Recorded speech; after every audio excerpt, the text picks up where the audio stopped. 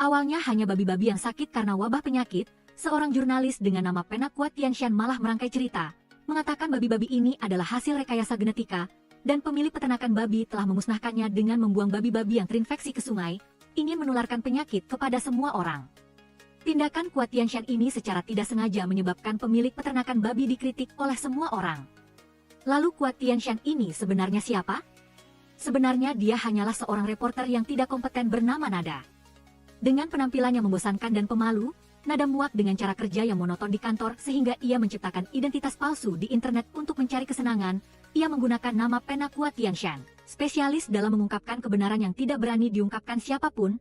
Tulisan-tulisan Nada secara tidak sengaja menyebar luas dan memiliki pengaruh tertentu pada publik. Nada tidak menyangka bahwa perbuatannya yang kekanak-kanakan akan membahayakan nyawanya sendiri. Suatu malam Nada sedang dalam perjalanan pulang, tiba-tiba dihentikan oleh seorang mahasiswa. Dia tiba-tiba menghilang, lalu muncul secara tak terduga di mobil Nada. Mahasiswa ini adalah LNGLC, putra pemilik peternakan babi. Tidak disangka LNGLC telah menemukan identitas Kuat Tianshan. Dan selama 15 tahun Nada menyembunyikannya, LNGLC ingin bertanya kepada Nada, siapa yang menyuruhnya menulis artikel untuk mencelakai ayah saya? LNGLC meminta Nada untuk mengembalikan keadilan bagi pemilik peternakan babi. Jika tidak, ia akan mencari keluarga Nada untuk membalas dendam. Nada sangat cemas, ia seperti menyadari sesuatu, segera kembali ke rumah untuk memeriksa. Tak disangka ada yang memasang alat penyadap di kamar Nada. Dan penyadap itu tidak jauh, sedang berdiri tepat di bawah gedung apartemen sambil makan tahu. Mengetahui Nada telah menemukan alat penyadap itu pun membuang earphone dan pergi mengemudi. Keesokan harinya Nada mengundang temannya, pengacara Kuach, ke rumah. Setelah diperiksa oleh pengacara Kuach, alat penyadap memiliki radius 100 m, pasti penyadap itu selalu berada di dekat sini. Pengacara Kuach berpendapat bahwa penyadap telah mengikuti Nada sejak lama. Cobalah periksa tempat-tempat yang sering ia kunjungi. Nada segera berkendara ke kantor redaksi, tak disangka ia menemukan satu alat penyadap lagi. Sebenarnya apa tujuan penyadap ini? Nada mengingatkan bahwa hanya untuk berbicara pelan agar penyadap tidak curiga. Ia telah menemukan alat penyadap, setelah itu Nada mencoba memeriksa sekitar radius 100 m, tak disangka ia benar-benar menemukan penyadap, namun penyadap itu segera mengemudi dan melarikan diri. Nada mengejar tetapi kehilangan jejak. Tiba-tiba penyadap itu berbalik menyerang, Nada dibanting ke tanah hingga pingsan. Tak lama kemudian Nada sadar, ia menemukan dirinya terkunci di sebuah ruangan. Di samping itu juga ada alat komunikasi kuno. Penyadap menelepon Nada dari tempat lain, sepertinya penyadap itu tidak berniat jahat. Nada ingin tahu siapa penyadap itu, apa tujuannya. Penyadap itu memperkenalkan dirinya sebagai Lao Yeu. Lao Yeu tahu betul tentang identitas Nada. Dia ingin bekerja sama dengan Nada untuk melakukan hal besar, yaitu bersama-sama menghentikan Whistler. Jika tidak kota LCNG akan jatuh dalam 30 hari lagi. Nada merasa samar, sebenarnya apa itu Whistler? Akhir-akhir ini, mahasiswa di LCNG saling menyebarkan lagu anak-anak, kupu-kupu berwarna-warni, terbang ke seluruh kota, terbang ke telepon, membentuk Whistler. Whistler adalah sebuah aplikasi yang membantu manusia mewujudkan keinginan. Sebagai gantinya Anda harus menyelesaikan tugas atau serangkaian tugas yang diberikan. Setelah itu Anda berhak meminta keinginan selanjutnya, tidak terbatas jumlah keinginan. Whistler otomatis terinstall di ponsel beberapa individu, tidak bisa dihapus atau diuninstall, hanya bisa digunakan atau tidak digunakan. Namun keserakahan manusia tidak terbatas, tidak akan pernah melewatkan kesempatan sebaik itu. Contohnya adalah mahasiswa jurusan kecerdasan buatan bernama Wendong. Dia juga adalah ketua OSIS. Sejak kecil Wendong tinggal di peternakan kuda, memiliki seekor kuda perang bernama Tia CHP. Hari ini pemilik ingin membawa Tia CHP untuk dibuat obat kuda. Karena dia pura-pura lemah dan tidak bisa balapan, Wendong menggunakan Whistler, berharap Tia CHP menemukan pemilik baru. Dia tidak punya cukup uang untuk mengeluarkan Tia CHP. Tugas Wendong sangat sederhana, yaitu pergi ke titik pendaftaran mahasiswa baru Universitas LCNG. Awalnya Wendong ragu-ragu, tetapi keesokan harinya dia tetap muncul di titik pendaftaran. Setelah selesai pendaftaran, ada seorang mahasiswi yang mengikuti Wendong. Mahasiswi ini adalah Lyl. Kemarin dia juga menggunakan Whistler untuk membuat permohonan, ingin melihat kuda berlari di kampus. Tugas Lyl adalah datang ke titik pendaftaran mencari Wendong. Itulah mengapa dia muncul di sini. Wendong berhenti dan bertanya pada Lyl, mengapa dia mengikutinya? Lyl bertanya-tanya, apakah Wendong mengenalinya? Dia pura-pura tidak mengenal Lyl. Kalau begitu apakah Anda tahu cara mengirim kuda? Wendong masih menyangkal lalu berbalik pergi. Sebenarnya Wendong dan Lyl sudah bertemu sejak kecil. Saat itu Lyl datang ke arena balap kuda. Sayangnya kuda Wendong melukainya. Oleh karena itu Wendong dihukum oleh pemilik arena balap kuda. Lyl selalu merasa bersalah karena kenakalannya kuda itu menyerang. Kembali ke kenyataan, Lyl datang ke restoran menemui kakaknya. Ternyata kakak laki-lakinya adalah reporter Nada. Nada memberi adiknya model ponsel transparan terbaru, sementara ponselnya sudah usang, asalkan masih berfungsi baik. Nada sangat menyayangi adiknya, jadi ia ingin memberikan yang terbaik untuk Lyl. Setelah Nada pergi menerima telepon, seorang teman datang duduk bersama Lyl. Dia meminjam ponsel Lyl, keduanya menggunakan aplikasi Whistler. Van TCH bertanya-tanya, apakah Lyl sudah membuat permohonan? Lyl sudah membuat permohonan tetapi belum terwujud. Jadi dia merasa tidak terlalu bisa dipercaya. Van TCH segera menyangkal, tunggu saja dan lihat. Tak disangka malam itu juga, permohonan Lyl terkabul. Seekor kuda yang tidak terkendali berlari ke area asrama. Itu adalah kuda kilat milik Wendong, tapi sekarang telah berpindah ke pemilik baru, Liu Mang. Dia tidak tahu cara menunggang kuda, hanya tahu memaki TCHP sebagai binatang. Kuda itu marah dan mengejar Liu Mang, tiba-tiba dia dan semua orang mendengar suara peluit. Ini adalah cara Wendong berkomunikasi dengan TCHP, kuda itu berlari ke arah Wendong, dia segera melompat ke punggung kuda, terlihat sangat keren dan tampan. Membuat semua mahasiswa bersemangat bersorak, Liu Mang datang hendak memukul kuda itu. Wendong segera menarik kerahnya, Liu Mang masih berani berbicara. Aku sudah mengeluarkan uang untuk membeli kuda, aku mau melakukan apa saja terserah. Wendong memintanya mengembalikan kuda itu ke peternakan. Kamu tidak berhak menungganginya. Setelah mengatakan itu Wendong berbalik dan pergi. Lyl buru-buru mengejar Wendong. Setelah pagi itu dia bilang tidak tahu menunggang kuda. Wendong tidak mau menjawab. Lyl tetap berusaha mengikutinya. Dia menceritakan kejadian saat kecil. Wendong terpaksa mengakui, memang saya, kenapa? Lyl hanya ingin meminta maaf kepada Wendong. Setelah mengatakan itu dia pun berbalik dan pergi. Setelah itu Wendong kembali ke peternakan kuda mencari TCHP. Besok pasti pemilik akan membawa TCHP untuk direbus menjadi obat, agar hewan peliharaan tidak menderita. Wendong memutuskan untuk mencari obat untuk mengantar kepergiannya lebih dulu.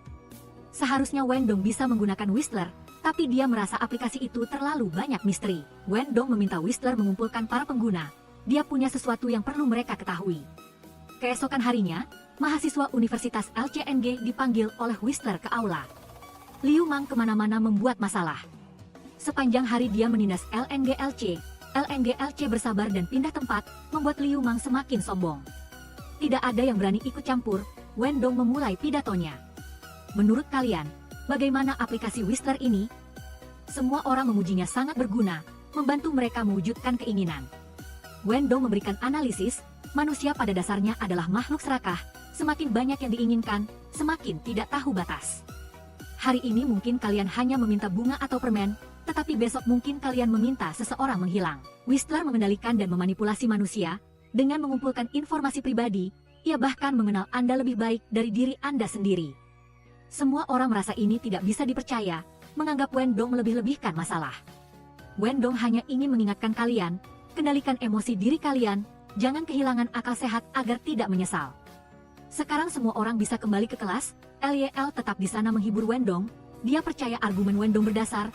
Wendong berterima kasih kepada Lyl dan juga meminta maaf kepadanya tentang kejadian kemarin. Tiba-tiba Van TCH berlari masuk memberitahukan ada sesuatu yang terjadi di luar. Barusan Liu Mang datang lagi untuk menindas LNGLC. Tidak hanya mendorongnya hingga jatuh, tetapi juga mengatakan tubuh LNGLC berbau kotoran babi. Benar-benar anak pemilik peternakan babi. Semua teman ingin menjauhi LNGLC, membuatnya sangat marah. Setelah itu Liu Mang dan teman-temannya masuk ke dalam lift. Sayangnya terjebak di dalam, Liu Mang menderita klaustrofobia, hampir tidak bisa bernapas. Semua orang mengira ini adalah permohonan LNGLC dan juga tidak menemukannya. Hanya Wendong yang pintar, pasti ada yang memutus aliran listrik lift. Mereka buru-buru berlari ke kotak listrik, menemukan LNGLC berdiri di sana. Dia tidak perlu berteriak, melainkan membalas dendam pada Liu Mang sendiri. Wendong menasihati LNGLC untuk tenang. LNGLC dengan getir mengatakan bahwa Liu Mang pantas mendapatkannya. Wendong berjanji akan membela LNGLC. Dia baru saja menyalakan kembali saklar. Semua orang segera membawa Liu Mang keluar dari lift. Wajahnya pucat pasi ketakutan. LNGLC menatap Liu Mang dengan ekspresi puas, membuat Liu Mang sangat marah. Dia bersumpah akan membalas dendam pada LNGLC. Di sisi lain, Nada menerima kabar dari pengacara Quach, pemilik peternakan babi telah bunuh diri. Dia segera pergi ke lokasi bersama kepala polisi. Melihat LNGLC dihina oleh direktur, dia bahkan memaki pemilik peternakan babi. LNGLC dengan marah menarik direktur. Kepala polisi buru-buru melerai. Dia berjanji akan membantu LNGLC mendapatkan keadilan. Nada ingin berbicara dengan LNGLC, tapi LNGLC menghempaskan tangannya dan pergi. Mungkin LNGLC mengira semua masalah bermula dari Nada. Nada juga merasa sangat menyesal. Ibu LNGLC meninggal lebih awal, teman-teman sekolahnya sepanjang hari mengganggunya. Sekarang ayahnya juga akan meninggalkannya. Dia harus mencari 100.000 yuan untuk operasi ayahnya. LNGLC teringat aplikasi Whistler. Dia belum pernah menggunakannya, tapi mungkin sekarang adalah cara terbaik. LNGLC berharap punya 100.000 yuan. Tugas sedang diberikan kepadanya. Tiba-tiba ada ketukan di pintu. Teman-teman sekelas pergi mencari LNGLC. Sepanjang hari ini dia tidak mau mengangkat telepon. LNGLC pura-pura tidak ada di dalam. Wendong ingin mencari tempat menunggu LNGLC, tetapi teman-temannya semua beralasan sibuk ingin pulang. Wendong akhirnya membiarkan mereka pergi lebih dulu. Hanya LYL yang tinggal menunggu bersamanya. Wendong harus menemukan LNGLC. LYL mendapat ide untuk menggunakan Whistler, kali ini untuk melakukan hal baik. Sore harinya Nada datang ke rumah sakit mengunjungi pemilik peternakan babi, sekaligus untuk mencari LNGLC. Tetapi dia lewat tanpa Nada melihatnya. Dia dibawa oleh paman LNGLC ke ruang rawat. Pemilik peternakan babi belum sadar, pamannya mengatakan butuh 100.000 yuan baru cukup untuk operasi pemilik peternakan babi. Nada bertanya-tanya di mana LNGLC, mungkin anak itu pergi mengunjungi makam ibunya. Hari ini adalah hari peringatan kematian ibu LNGLC, sungguh memalukan. Paman itu mengeluh demi LNGLC. Nada harus mengeluarkan uang ini tadinya akan ia berikan kepada LNGLC. Tapi ia terpaksa menitipkannya kepada pamannya. Begitu Nada pergi, paman itu dengan senang hati mengeluarkan uang untuk menghitungnya. Sayangnya Nada memergokinya, ia memutuskan untuk menyita uang itu. Paman itu hanya bisa menyesal. Nada memberi pamannya kesempatan, jika dia mengatakan yang sebenarnya di mana LNGLC berada, aku akan memberikan uang itu padamu. Paman itu akhirnya mengaku, LNGLC telah menggantikan pamannya mengemudikan truk berisi bahan peledak. Nada sangat cemas, dia meminta pamannya membawanya ke peternakan babi, karena dia berpikir LNGLC akan membalas dendam pada direktur. Nada meminta bantuan polisi untuk mencegah LNGLC melakukan hal yang tidak masuk akal. Polisi menemukan sebuah truk berisi bahan peledak terpisah dari konvoi. Nada buru-buru berlari untuk memeriksa. Tetapi yang turun bukan LNGLC, membuatnya sangat kecewa. Nada meminta kepala polisi untuk menginterogasi pengemudi. Kepala polisi menyarankan dia untuk beristirahat. Dua orang mulai berdebat. Nada hanya ingin menyelidiki agar bisa segera menemukan LNGLC. Jika dari awal dia menyelidiki kasus peternakan babi dengan jelas, kejadian ini tidak akan terjadi. Kepala polisi mengungkapkan identitas Hua Tianshan, membuat Nada tidak bisa berkata apa-apa lagi. Saat ini LNGLC belum mengemudi terpisah dari konvoi, sampai konvoi naik ke lereng gunung. Dia baru bisa dengan mudah menyeberang ke jalan 302 menuju tambang batu bara. Ini adalah permintaan Whistler untuk mewujudkan keinginan LNGLC. Di sisi lain, Wendong dan LYL datang ke alun-alun. Di tangan mereka ada tas botol cat air. Keduanya harus memasukkannya ke dalam koper merah yang diletakkan di tengah alun-alun. Ini adalah tugas Whistler untuk membantu mereka menemukan LNGLC setelah menyelesaikan tugas. Whistler meminta keduanya untuk pergi ke Gunung Xianren sebelum jam 4, tapi sekarang masih banyak waktu. Wendong dan LYL ingin tahu apa yang akan terjadi dengan botol-botol cat air itu, jadi mereka mengamati dari jauh. Tak lama kemudian sekelompok orang berkostum muncul menari-nari di sekitar koper merah. Keduanya mengamati dengan seksama, masih tidak menemukan hal aneh. Namun setelah rombongan itu pergi, Wendong dan LYL memeriksa koper. Semua botol cat air telah menghilang. Keduanya segera berangkat ke Gunung Xianren. Di sini LYL secara tidak sengaja menemukan botol-botol cat air tadi sekarang digantung di pohon. Sebuah truk pengangkut limbah datang, lampu depannya yang kanan pecah, truk itu masuk ke jalan yang bergelombang, membuat kunci pintu belakang terlepas. Sekarang LNGLC baru muncul, Wendong dan LYL segera mengejar truk pengangkut limbah melaju di depan, tiba-tiba tertimpa botol-botol cat air yang jatuh. Sopir harus segera mengerem mendadak, semua limbah jatuh ke jalan, LNGLC segera mengemudikan mobil menghindar, secara refleks ia melihat ke kaca spion. Tiba-tiba truk pengangkut batu bara dari depan melaju kencang. Kali ini LNGLC tidak sempat menghindar, truk itu terguling dan jatuh ke lereng gunung, menyebabkan semua bahan peledak berhamburan keluar, dampak kecil membuat semuanya meledak. Mengantar LNGLC kembali ke peristirahatan terakhirnya, api membakar kabel listrik, mempengaruhi seluruh pembangkit listrik Hoi Chao. Wendong dan Lyl masih terkejut dengan apa yang baru saja mereka saksikan. Saat ini Nada sedang dalam perjalanan pulang, setelah mendengar berita kecelakaan LNGLC. Hati Nada sangat kacau. Pengacara Quach menelepon ingin bertemu Nada. Ia kembali berbohong sedang sibuk. Namun pengacara Quach sedang berdiri di depan rumah. Dia bertanya kepada Nada sampai kapan dia akan bersembunyi. Nada benar-benar tidak tahu harus berbuat apa. Pengacara Quach bertanya lagi. Jadi Anda ingin menjadi Nada atau Kuat Tianshan? Jika Nada, tetaplah menjadi jurnalis biasa. Bersembunyi sepanjang sisa hidup Anda. Tetapi jika Kuat Tianshan, selidikilah dengan serius, kembalikan keadilan kepada korban. Jelaskan dengan jelas dan akui kesalahan kepada pembaca, agar hati nurani Anda tidak merasa malu. Nada pernah salah sekali, pengacara Quach hanya ingin mengingatkannya, kali ini jangan terus memilih yang salah. Setelah mengatakan itu pengacara Quach berbalik pergi, Nada berada dalam posisi yang sulit. Di sisi lain, Wendong bertemu Lyl. Dia ingin bersama Lyl menyelidiki penyebab kematian LNGLC. Wendong mengira itu ada hubungannya dengan Whistler. Lyl juga berpikir serupa, tapi bagaimana menjelaskan kepada teman-teman sekelas lainnya, untuk mencegah mereka terus menggunakan Whistler, pasti hanya dengan perkataan mereka tidak akan percaya. Wendong memikirkan sebuah cara, dia mengajak Lyl ke perpustakaan. Setelah itu, Wendong mulai menganalisis esensi dari kasus LNGLC. Sekilas terlihat seperti kecelakaan, tapi jika diperiksa lebih dekat, setiap tindakan yang mengarah pada kecelakaan itu memiliki campur tangan manusia. Pertama, siapa yang meletakkan koper merah di tengah alun-alun? Kemudian, siapa yang memerintahkan sekelompok orang berkostum untuk menari? Ketiga, siapa yang mengambil botol-botol cat air di dalam koper lalu menggantungnya di pohon? Keempat, mengapa truk pengangkut limbah tiba-tiba menjatuhkan barang tepat pada saat itu? Terakhir, mengapa truk pengangkut batu bara yang biasanya lewat jalan tol malah muncul di jalan provinsi? Cukup dengan menjawab pertanyaan-pertanyaan ini, kita akan mendapatkan jawabannya. Lyl mengerti maksud Wendong. Semua ini bisa jadi tugas yang diatur oleh Whistler. Setelah itu, tugas-tugas akan saling berhubungan melalui jalur yang berbeda. Akhirnya mengarah pada kematian LNGLC. Ini sebenarnya adalah sebuah teori dalam buku Elliot yang berjudul Bidang Interkoneksi Antar Individu. Medan koneksi pribadi setiap orang dipengaruhi oleh medan koneksi antar individu lainnya. Pada titik persimpangan antar medan akan terjadi guncangan dan membentuk kekuatan yang dapat mengubah seluruh proses. Whistler telah memanfaatkan cara ini untuk mewujudkan keinginan seseorang. Namun menurut Wendong, Whistler tidak hanya membantu manusia mewujudkan keinginan, tetapi juga menciptakan medan koneksi antar individu untuk mencapai tujuannya sendiri. Mungkin kematian LNGLC hanyalah permulaan. Untuk hal-hal buruk yang lebih mengerikan di kemudian hari, keduanya harus menghentikan Whistler. Setelah itu Lyl pergi ke panti jompo mengunjungi ibunya, tepat saat Nada harus pergi mengurus perpanjangan sewa kamar. Ia meminta Lyl memberikan jus jeruk kepada ibunya, tetapi sang ibu yang membenci Lyl tidak mau minum karena Lyl bukan anak kandungnya. Lyl dan Nada adalah saudara tiri. Dengan kata lain, ia hanya memiliki Nada sebagai kerabat kandung. Sejak kecil ibu tiri tidak menyukai Lyl, selalu mencari cara untuk memarahi Lyl.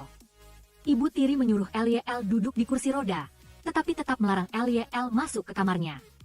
Ia hanya ingin Nada sendiri yang merawatnya. Saat ini ibu tiri masih belum menerima Lyl. Di luar Nada sedang bernegosiasi dengan perawat, rumah sakit tiba-tiba menaikkan harga, membuat Nada tidak sempat mencari uang. Dia ingin perawat memberinya waktu lebih untuk persiapan, toh dia adalah pelanggan tetap. Perawat dengan polos menjawab, kalau begitu kami beri Anda batas waktu sampai besok. Banyak pasien lain yang menunggu. Nada terpaksa setuju. Setelah itu Nada kembali ke kamar pasien, Lyl pergi tanpa sepatah kata pun. Malam harinya, perkumpulan mahasiswa pengguna Whistler berkumpul untuk upacara pelepasan LNGLC. Semua orang berduka, tiba-tiba Liu Mang muncul, dia merusak suasana sedih. Semua orang mengira Liu Mang lah yang menyebabkan kematian LNGLC. Dia mencoba menunjukkan rasa belasungkawa, ingin meletakkan bunga untuk LNGLC, namun arwah orang mati itu sakral. LNGLC merasuki tubuh untuk menakuti Liu Mang, ia memohon LNGLC untuk memaafkannya. Hutang ada, pemimpinnya ada. Bukan karena aku tapi karena Whistler. Kata-kata inilah yang membuat Liu Mang terbongkar. Lyl mencegat Liu Mang, apakah kau benar-benar berharap LNGLC menghilang? Awalnya Liu Mang masih menyangkal, tetapi di bawah tekanan semua orang, ia terpaksa mengatakan kebenarannya, memang aku berharap LNGLC menghilang. Namun Liu Mang dengan lantang mengatakan bahwa kematian LNGLC pantas didapatkan, ayah LNGLC telah membuang babi-babi sakit ke sungai. Meracuni semua penduduk kota LCNG. Ini adalah karma ayah yang ditanggung anak. Fan TCH tidak bisa menahan diri lagi. Ia langsung menerkam Liu Mang. Semua orang buru-buru melerai. Di tengah kekacauan, Liu Mang mendorong Lye Al. Wendong dengan marah memelintir tangan Liu Mang, memaksanya meminta maaf kepada Lye Al. Liu Mang menundukkan kepala meminta maaf kepada semua orang. Dia bersumpah akan mengingat wajah setiap orang di sini. Setelah itu Liu Mang berbalik dan lari. Semua orang tidak mau membiarkan Liu Mang lolos begitu saja. Harus membuatnya membayar kejahatannya kepada LNGLC. Sekarang Lye Al baru angkat bicara. Saya pikir orang yang menyebabkan kematian LNGLC adalah kita semua. Semua orang langsung merasa bingung. Pagi itu Nada datang ke rumah sakit karena mendengar ibunya menderita pendarahan otak. Perawat memberitahunya, sang ibu sedang dirawat oleh seorang dokter yang sangat ahli. Perawat masuk dan mengundang dokter untuk menemui Nada. Dia memperkenalkan diri. Saya adalah kepala departemen otak, Wang Meifan. Kepala departemen Wang juga memiliki banyak identitas lain. Dia adalah dosen di Departemen Kecerdasan Buatan Universitas LCNG, sekaligus pemimpin Asosiasi Whistler. Markas Asosiasi Whistler berada di tempat yang sangat rahasia. Anggotanya semua ditanami chip khusus di dalam tubuh. Mereka sedang aktif mencari keberadaan Lao Yeu. Nada juga masuk dalam target. Kepala Departemen Wang akan langsung bertanggung jawab untuk memantau Nada. Ini juga alasan dia menerima untuk merawat sang ibu. Kembali ke kenyataan, Kepala Departemen Wang menggunakan chip itu, mulai mengumpulkan informasi Nada. Dia memberitahu Nada bahwa ibunya akan dioperasi. Kepala Departemen Wang akan menggunakan teknik tercanggih yang mampu membantu ibunya memulihkan kemampuan berbahasa. Kepala Departemen Wang hanya ingin mengingatkan Nada untuk menyiapkan uang. Nada masih bersikap sombong. Uang bukan masalah bagi saya. 150.000 yuan untuk perawatan pertama. Kepala Departemen Wang memberikan kartu namanya kepada Nada lalu pergi. Dari mana Nada bisa mendapatkan 150.000 yuan sekarang? Di kepalanya terngiang-ngiang suara Lao Yeu. Kita akan melakukan hal besar bersama. Nada berpikir bahwa hal besar pasti akan menghasilkan banyak uang. Memutuskan untuk menemui Lao Yeu. Saat itu Lao Yeu pergi ke pasar gelap. Untuk membeli ponsel dan SIM palsu, dia hendak pergi ketika tiba-tiba diserang oleh pemburu wanita yang berasal dari Asosiasi Whistler. Lao Yeu dengan cepat menguasai situasi, tetapi pemburu wanita memiliki kaki tangan, dan Lao Yeu segera melarikan diri. Dia menggunakan asap untuk menghilangkan pemburu wanita, namun masih ada pemburu wanita yang membuntutinya. Lao Yeu tidak beruntung dan terluka, tetapi dia juga menendang pemburu wanita hingga terbang menembus jendela kaca. Dia jatuh tepat di depan pemburu wanita, dan chip di tubuhnya berhenti berfungsi. Pemburu wanita marah karena kehilangan jejak Lao Yeu, dan setelah itu Lao Yeu kembali ke markas. Dia menerima telepon dari Nada, mengetahui bahwa waktunya telah tiba. Lao Yeu segera mengatur pertemuan dengan Nada. Keesokan harinya Nada datang ke tempat pertemuan, dan Lao Yeu sedang duduk makan hotpot. Dia mengundang Nada untuk duduk dan minum sedikit kuah hotpot, dan membicarakan masalahnya secara perlahan. Nada adalah orang yang jujur. Apa hal besar yang harus kita lakukan? Lao Yeu sebelumnya telah memberitahu Nada secara singkat tentang aplikasi Whistler, dan Lao Yeu memberitahu Nada satu hal lagi. Kecelakaan LNGLC bukan kebetulan, melainkan disebabkan oleh sekelompok orang yang dikendalikan oleh Whistler. Sebenarnya, masalah LNGLC adalah masalah kecil. Ledakan yang mempengaruhi seluruh pembangkit listrik Hoi Chao barulah masalah besar. Jika semua sumber daya hancur, bukankah itu adalah akhir dari kota Lukdeng? Nada masih merasa sulit untuk mempercayai ini. Bagaimana aplikasi bisa mengendalikan manusia? Kita masih punya emosi, Lao Yeu menjelaskan. Whistler awalnya dipasang di ponsel. Ia sudah memiliki kemampuan untuk membaca dan memahami preferensi serta kebiasaan manusia. Ia memanfaatkan keserakahan dan keinginan untuk mendapatkan sesuatu tanpa berusaha untuk membuat manusia bekerja. Awalnya hanya melakukan tugas-tugas sederhana. Ia sudah bisa membantu manusia mewujudkan keinginan. Lama-kelamaan akan menciptakan refleks terkondisi yang membuat manusia, ketika ingin mencapai sesuatu, harus melalui permohonan kepada Whistler. Mereka akan lupa cara bekerja. Sederhana saja seperti ketika Anda membutuhkan 100.000, Anda harus bekerja sepanjang hari untuk mendapatkannya. Tetapi cukup dengan berharap melalui Whistler, Anda akan langsung menerimanya. Cukup dengan melakukan satu tugas yang diberikannya, Anda akan memilih cara mana? Tentu saja langsung mengambil uang. Nada perlahan memahami bahaya Whistler, tetapi dia memiliki pertanyaan, mengapa Lao Yeu memilihnya? Pertama, Nada adalah seorang jurnalis, tahu cara menyelidiki. Kedua, Nada memiliki teman seorang pengacara Quatch yang serba bisa, di atas tahu sastra di bawah tahu geografi. Kita semua pada akhirnya adalah orang-orang yang beridealis. Mendengar ini, Nada tiba-tiba berdiri dan pergi. Karena orang yang beridealis tidak punya uang, Nada masih memiliki tekanan realisme. Dia butuh uang untuk operasi ibunya. Lao Yeu akhirnya memberikan kesepakatan kepada Nada untuk menetapkan harga, mengambil kesempatan Nada menawar 200.000 yuan. Lao Yeu memejamkan mata dan menyetujuinya. Nada langsung mengubah sikapnya. Lalu apa yang harus kulakukan, sayang? Lao Yeu ingin Nada menyelidiki seseorang. Itu adalah salah satu pemburu wanita yang menyerangnya. Meskipun Lao Yeu menggambar dengan sangat buruk, Nada tetap dengan senang hati menerimanya. Ada uang, semua beres. Saat itu, polisi menemukan mayat pemburu wanita. Di tangannya ada luka kecil. Chip itu telah dibawa kembali ke markas oleh pemburu wanita. Kepala Departemen VNG segera memusnahkannya. Dia marah dan menampar pemburu wanita karena gagal dalam misi ini. Organisasi X memiliki markas di gedung pencakar langit, harus naik lift untuk mencapai tempat itu, dan juga harus melalui pengenalan wajah untuk membuka pintu.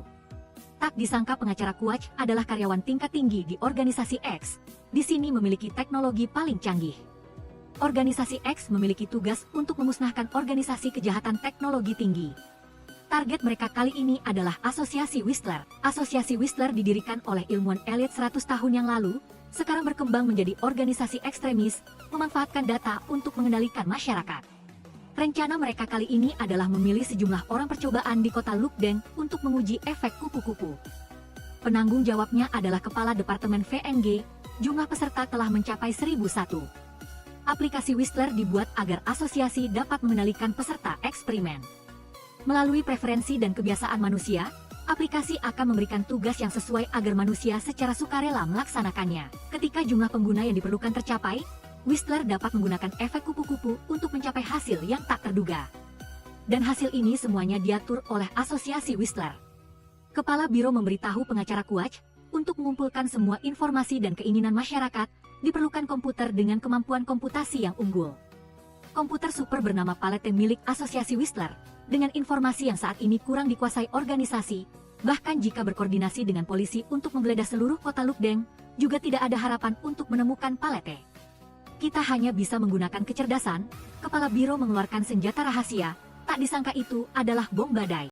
Menggunakan gelombang badai frekuensi tinggi yang dapat menghancurkan prosesor Palette. Disebut kupu-kupu kunci.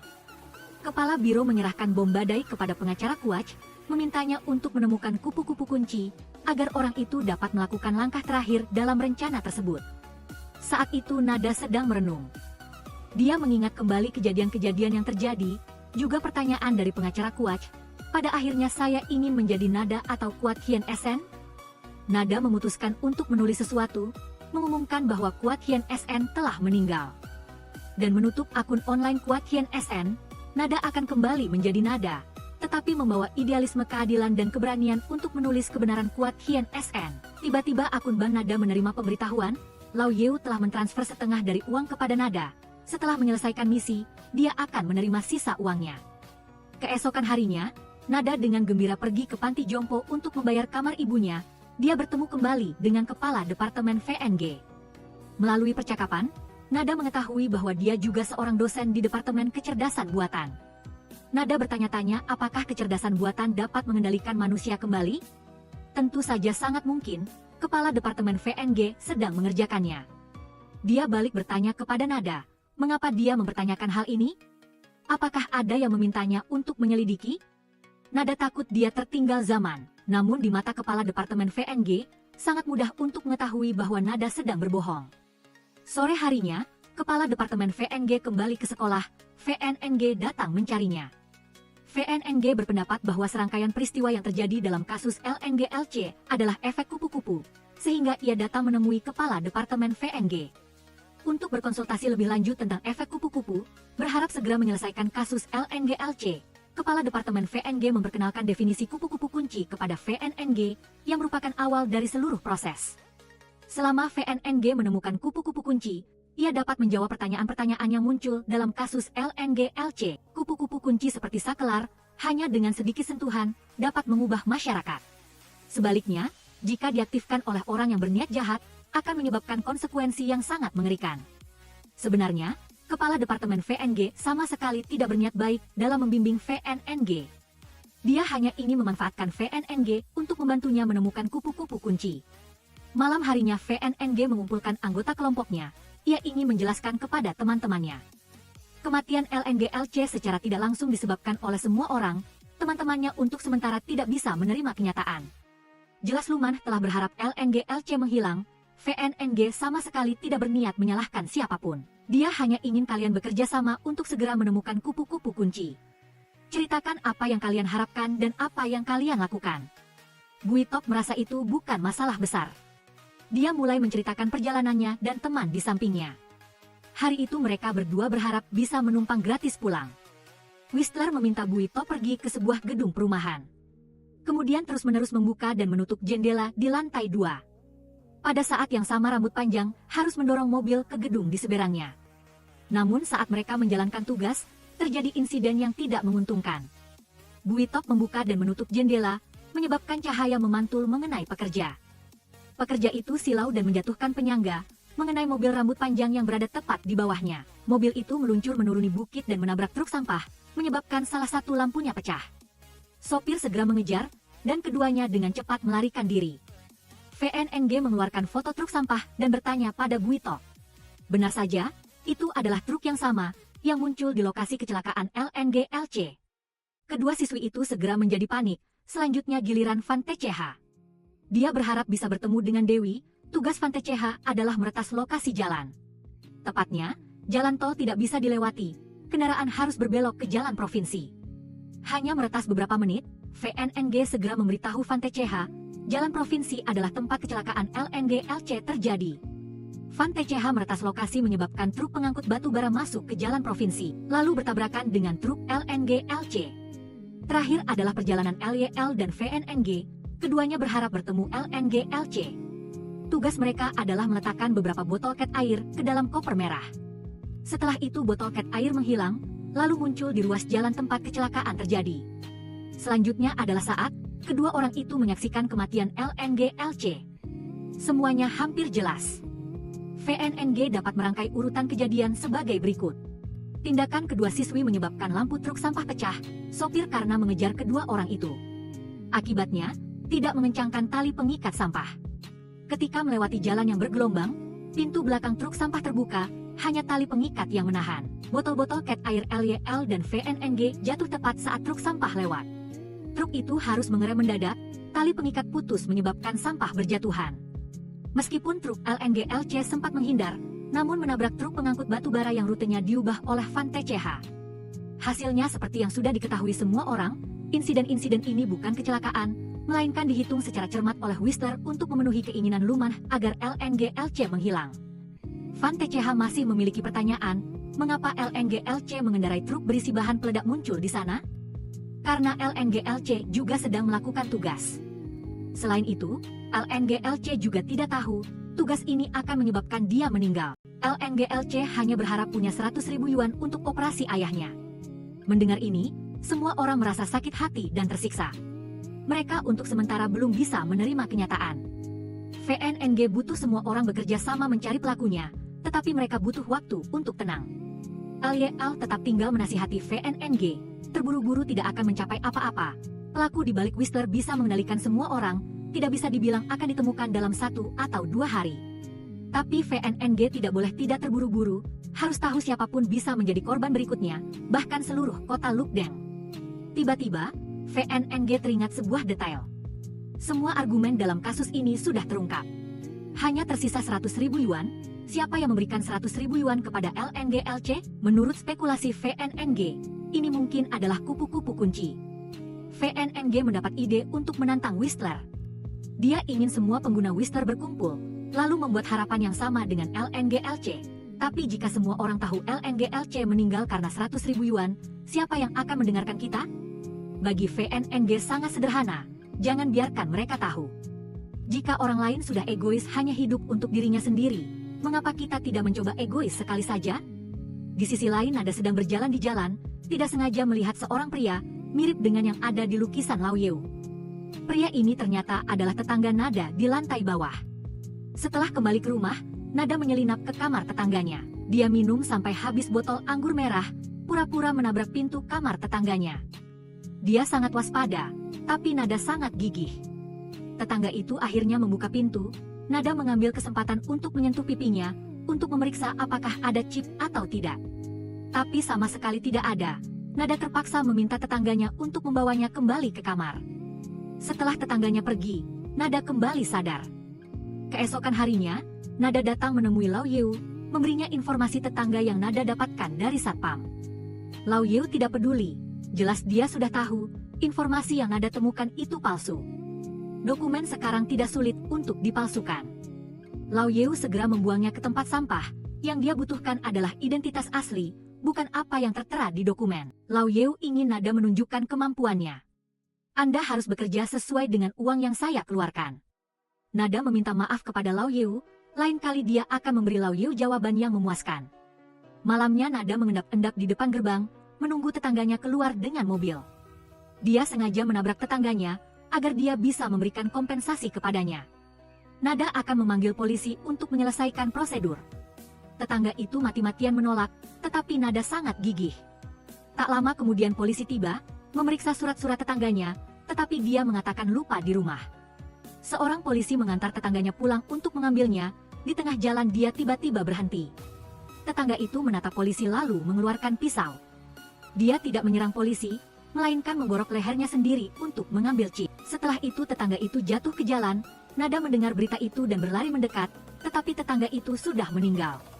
Orang-orang yang ditanamkan chip diciptakan oleh Asosiasi Whistler, pada dasarnya mereka adalah orang mati yang digunakan oleh Kepala Departemen VNG. Untuk tujuan mengubah dunia, Kepala Departemen VNG ingin mengubah orang-orang yang ditanamkan chip menjadi tentara bunuh diri, jika rencana gagal atau seseorang sengaja menyelidiki identitas. Mereka harus segera bunuh diri, itu juga yang menjelaskan tindakan tetangga Nada. Saat itu polisi tiba di lokasi untuk menyelidiki, mereka menemukan chip di tubuh tetangga itu. Inspektur pernah melihat mayat serupa di suatu tempat, tetapi tidak bisa mengingatnya. Dia meminta bawahannya untuk mengidentifikasi korban. Dari kejauhan Nada masih mengamati lokasi kejadian, dia benar-benar tidak bisa mengerti. Seseorang yang masih hidup dan sehat, bisa langsung meninggal, bahkan menggorok lehernya sendiri. Pengacara Quach menasihati Nada untuk tidak ikut campur. Namun pengacara Quach juga ingin bertanya kepada Nada, dari mana dia mendapatkan begitu banyak uang akhir-akhir ini. Nada tidak berani mengungkapkan Lao Yeu, berbohong bahwa dia melakukan beberapa pekerjaan kecil-kecilan, bukan pekerjaan ilegal kan. Nada buru-buru menyangkal. Apa Anda tidak percaya pada saya lagi? Pengacara Quach percaya pada Nada, tetapi tidak percaya pada orang-orang yang Nada temui. Nada berpikir sejenak, akhirnya memutuskan untuk mengungkapkan tentang Lao Yeu kepada pengacara Quach. Mari kita masuk ke dalam ruangan dan berbicara perlahan. Pagi harinya, VNNG mengumpulkan kelompok pengguna Whistler untuk memberitahu mereka. Kematian LNGLC bukan sekadar kecelakaan, tetapi rencana teliti yang dirancang oleh Whistler. Apa tujuan Whistler? Siapa yang menciptakan Whistler? Hari ini saya mengumpulkan kalian di sini. Untuk bersama-sama menjelaskan masalah ini, VNNG menjelaskan secara singkat tentang kupu-kupu kunci sebagai pekerjaan awal dari seluruh proses, orang-orang yang berada dalam proses. Akan dibagi tugas secara rasional oleh Whistler untuk membantu mereka semua mewujudkan keinginan mereka. Namun jika semua orang menginginkan satu hal yang sama, apa yang akan terjadi? VNNG benar-benar penasaran. Bagaimana Whistler akan membagi tugas untuk mereka? Siapa yang akan memulai tugas? Dengan kata lain, dia ingin membuat Whistler memecahkan masalah yang sulit, memaksa orang di baliknya menjadi kupu-kupu kunci, lalu memanfaatkan kesempatan itu untuk menangkapnya. VNNG menggunakan keinginan LNGLC, tetapi tidak memberitahu semua orang, pasti semua orang takut akan berakhir sama seperti LNGLC. Jika ada yang tidak berpartisipasi, rencana VNNG akan gagal. Namun, jika tugas yang diberikan Whistler berbahaya bagi nyawa, VNNG menyarankan teman-temannya untuk menyerah pada tugas itu. 100.000 yuan bagi mahasiswa adalah jumlah uang impian, apa yang tidak berani mereka coba? Mereka bersama-sama menggunakan Whistler, setelah semua orang selesai membuat harapan, aplikasi juga secara berurutan memberikan tugas kepada setiap orang. Ada yang menerima tugas yang cukup sederhana, tetapi ada juga yang menerima tugas yang sulit.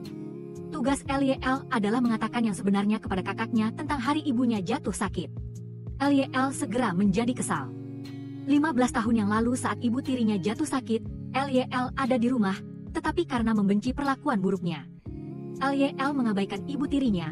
Setelah Nada menemukan dan membawa ibunya ke UGD, Ia kembali bertanya kepada Lyel, apakah kau tidak tahu ibu sakit? Lyel menggelengkan kepala tidak tahu. Kebohongan itu sudah dia simpan di dalam hati sampai sekarang.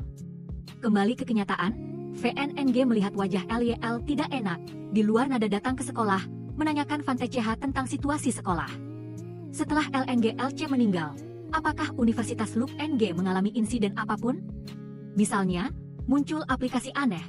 Van TCH lalu tersenyum canggung dan berbohong. Dia tidak tahu apa-apa. Nada lalu mengganti topik. Bagaimana kabar Lyel akhir-akhir ini? Dia masih hidup dengan baik. Tepat saat Lyel dan VNNG muncul, Nada berpikir adiknya sedang berkencan, dan pasangannya tampan serta cerah. Pasti seorang penipu, ini sama sekali tidak boleh. Nada mencoba mengikuti Lyel dan VNNG. Sepasang muda-mudi itu masuk ke ruang pameran, meskipun keduanya sangat polos. Pikiran Nada langsung membayangkan banyak skenario gelap. Tanpa sadar dia mengeluarkan suara. VNNG segera mengejar.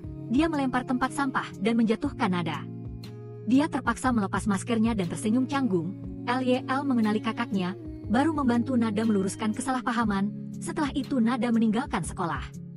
Tiba-tiba bawahan muncul di dalam mobil. Tak disangka dia telah menemukan identitas Kuat Hien SN Nada. Tetapi mengapa dia harus mengumumkan bahwa Kuat Hien SN telah meninggal? Bawahan adalah sesama penggemar Kuat Hien SN. Dia tidak akan membiarkan itu terjadi. Nada sangat ahli dalam memanipulasi orang. Dia mengatakan bahwa kematian Kuat Hien SN hanyalah bagian dari rencana. Agar Nada dapat menyelesaikan kasus yang sulit, bawahan segera percaya, bertanya apakah Nada membutuhkan bantuan. Nada menyerahkan pekerjaan itu padanya. Menyelidiki identitas tetangga yang baru saja meninggal kemarin. Malamnya Van TCH pergi berkencan dengan Dewi. Dia benar-benar berani menghabiskan semua modalnya, 100.000 yuan yang didapatkan dari harapan dengan Whistler. Van TCH menggunakan semuanya dalam satu kali.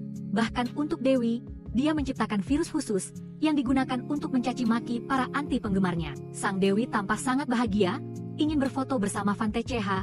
Dia mengundang Van TCH ke pesta ulang tahun. Van TCH sangat senang. Tapi Van TCH sedikit khawatir, tidak mengenal siapapun di sana. Van TCH ingin mengajak teman baiknya ikut. Sang Dewi tahu orang itu adalah Lyel. Dia juga ingin bertemu dengan teman masa kecil Van TCH.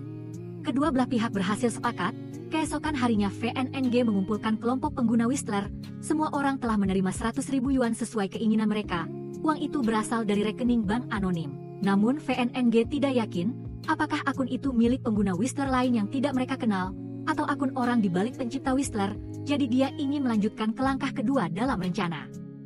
Kalian semua berharap bisa bertemu orang yang mentransfer uang kepada kalian. Tak disangka tugas yang diberikan Whistler kepada semua orang adalah mengembalikan uang itu, lalu datang ke bengkel 304 besok malam pukul 9. Semua orang mulai ribut karena sedikit banyak mereka sudah menghabiskan 100.000 yuan. Tiba-tiba Lyel berdiri dan keluar.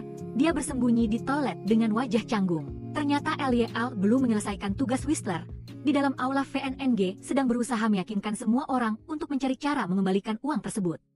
Untuk menemukan rahasia di balik Whistler, ini adalah aplikasi yang sangat berbahaya, bisa menghancurkan dunia. Luman berdiri untuk mendukung. Jika ada yang tidak punya cukup uang, dia bisa meminjamkannya, tapi menyelamatkan dunia bukankah terlalu jauh? Apalagi orang yang akan mereka temui, bagaimana jika itu adalah penjahat berbahaya?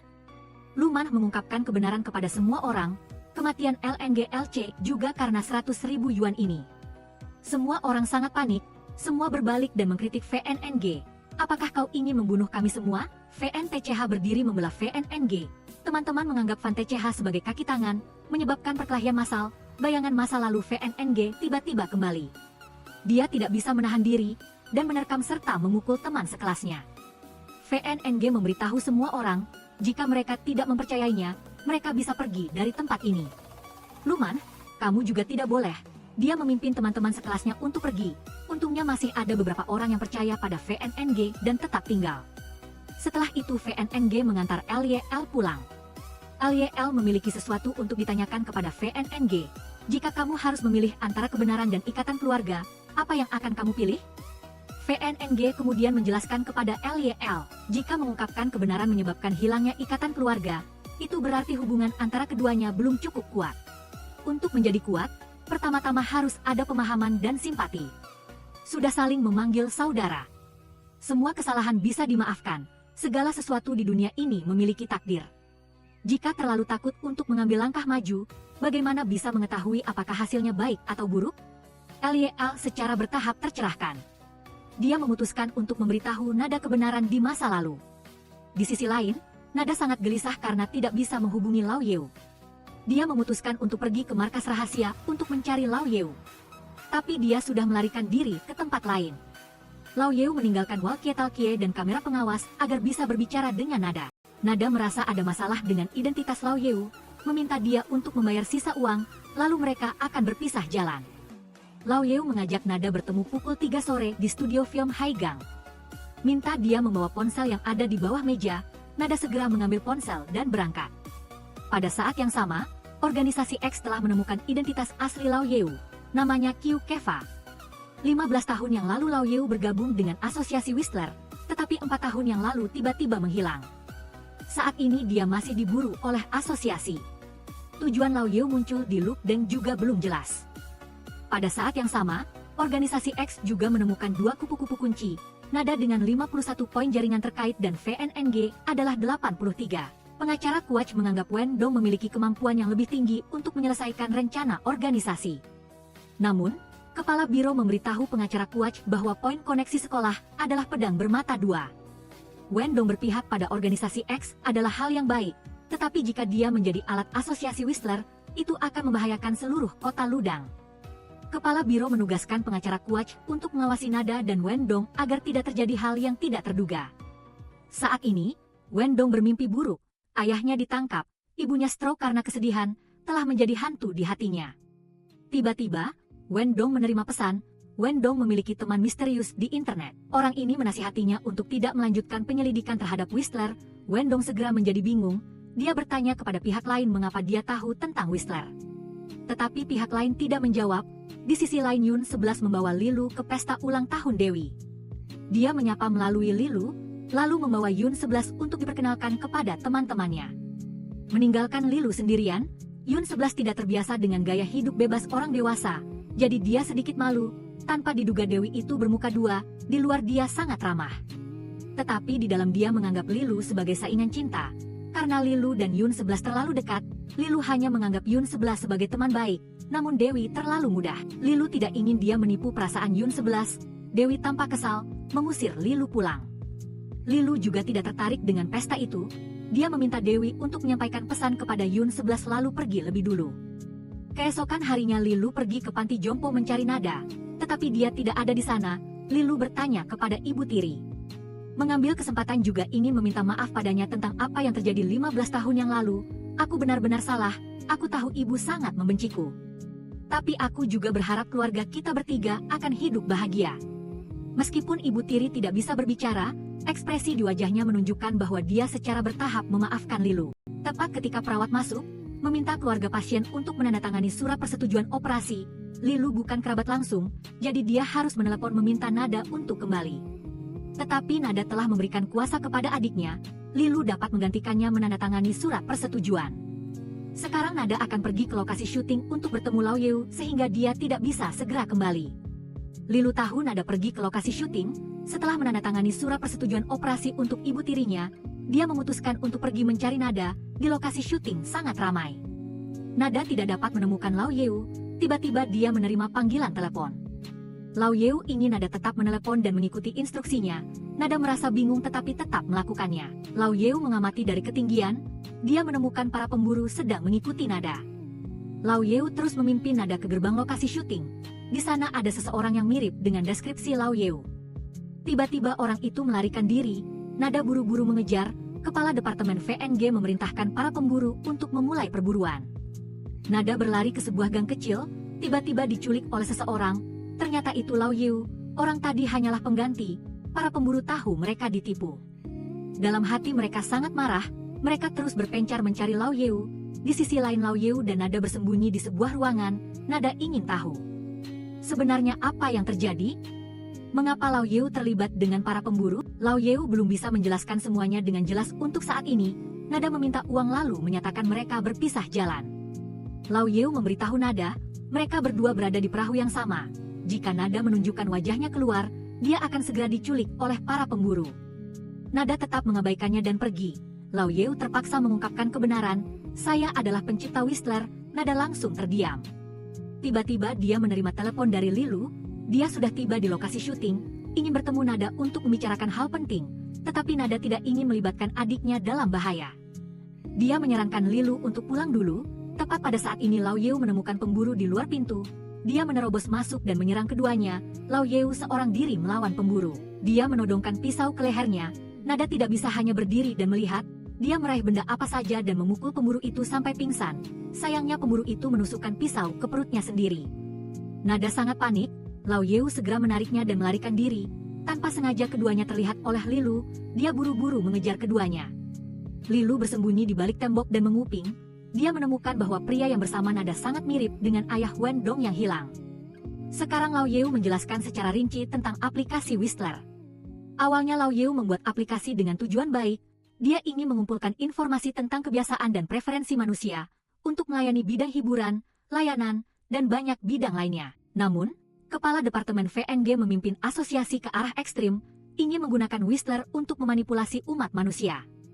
Bukan Lao Yeu yang pengkhianat, tetapi seluruh asosiasi telah mengkhianatinya. Nada tidak ingin mendengar penjelasan, dia hanya ingin tahu apakah pengguna Whistler dalam bahaya. Apakah adik saya menggunakan Whistler? Lao Yeu belum bisa menjawab Nada. Tetapi dia berjanji akan mencari tahu untuk Nada.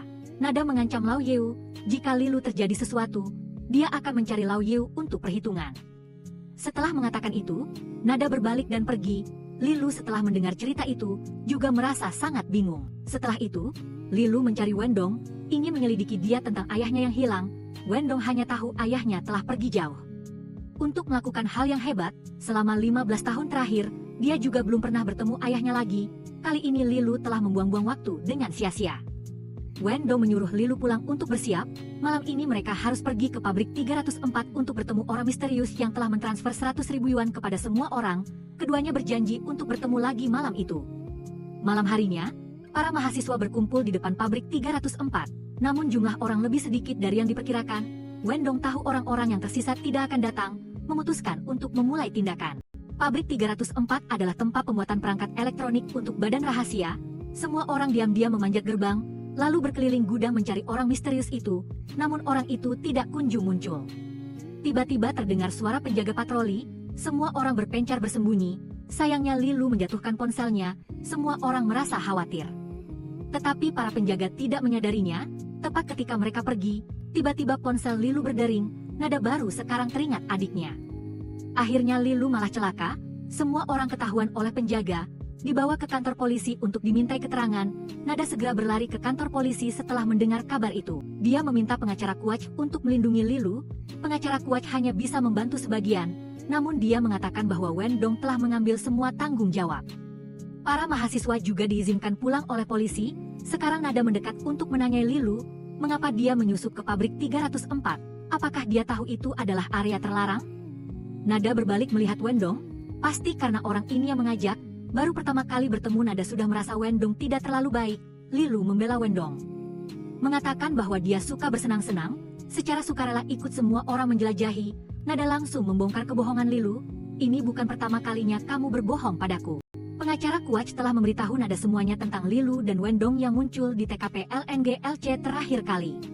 Nada bertanya, sebenarnya kenapa kamu ada di sana? Jika ada masalah katakan padaku. Kita akan menyelesaikannya bersama. Lilu masih ingin menyembunyikan tentang aplikasi Whistler. Dia berpura-pura ngambek dan menarik Wendong kembali ke asrama. Wendong merasa tetap harus menjelaskan kepada Nada. Dia bersikap sangat sopan.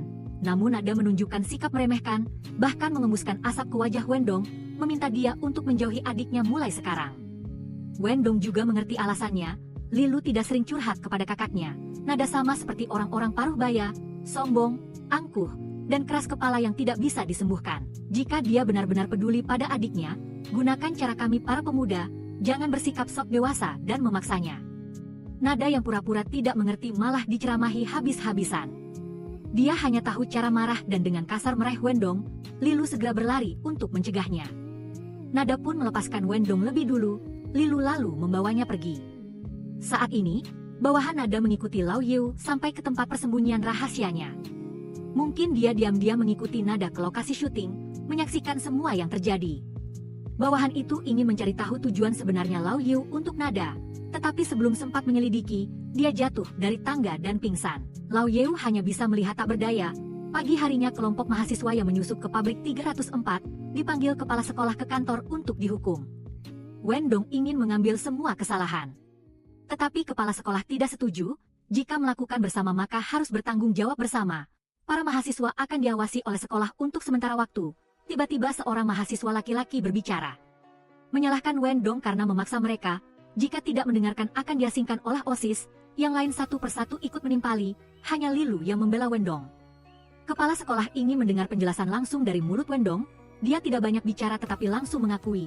Wendong meminta untuk mengundurkan diri sebagai ketua OSIS karena telah menyalahgunakan wewenang. Kepala sekolah sangat kecewa, Wendong juga kecewa dengan teman-teman sekelasnya yang pengecut.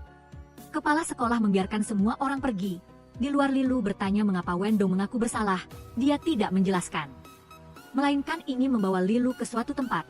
Ini adalah rumah lama Wendong, dia sebenarnya lahir di padang rumput. Sejak kecil dia sudah bisa melihat daratan dan langit. Dia merasa dunia ini sangat luas.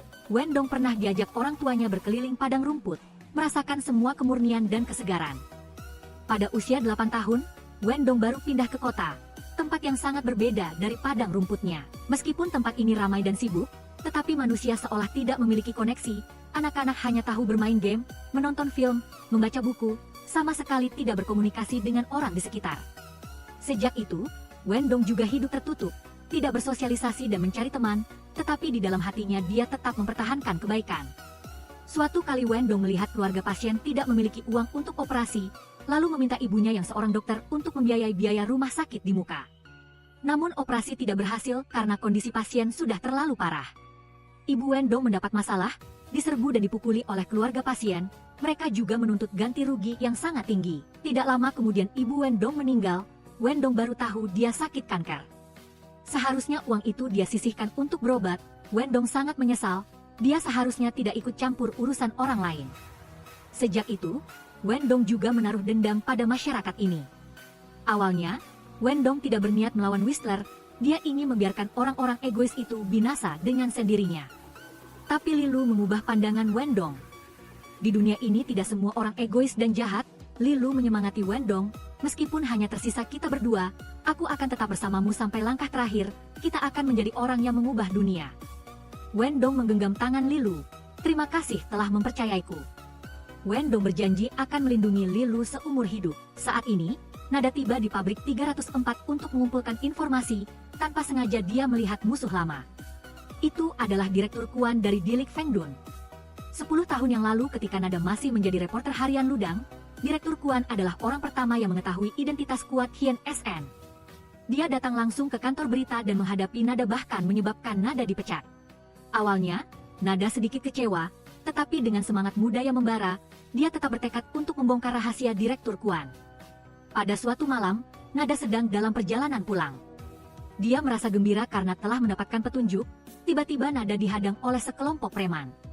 Mereka adalah orang-orang Direktur Kuan. Nada dibungkus karung.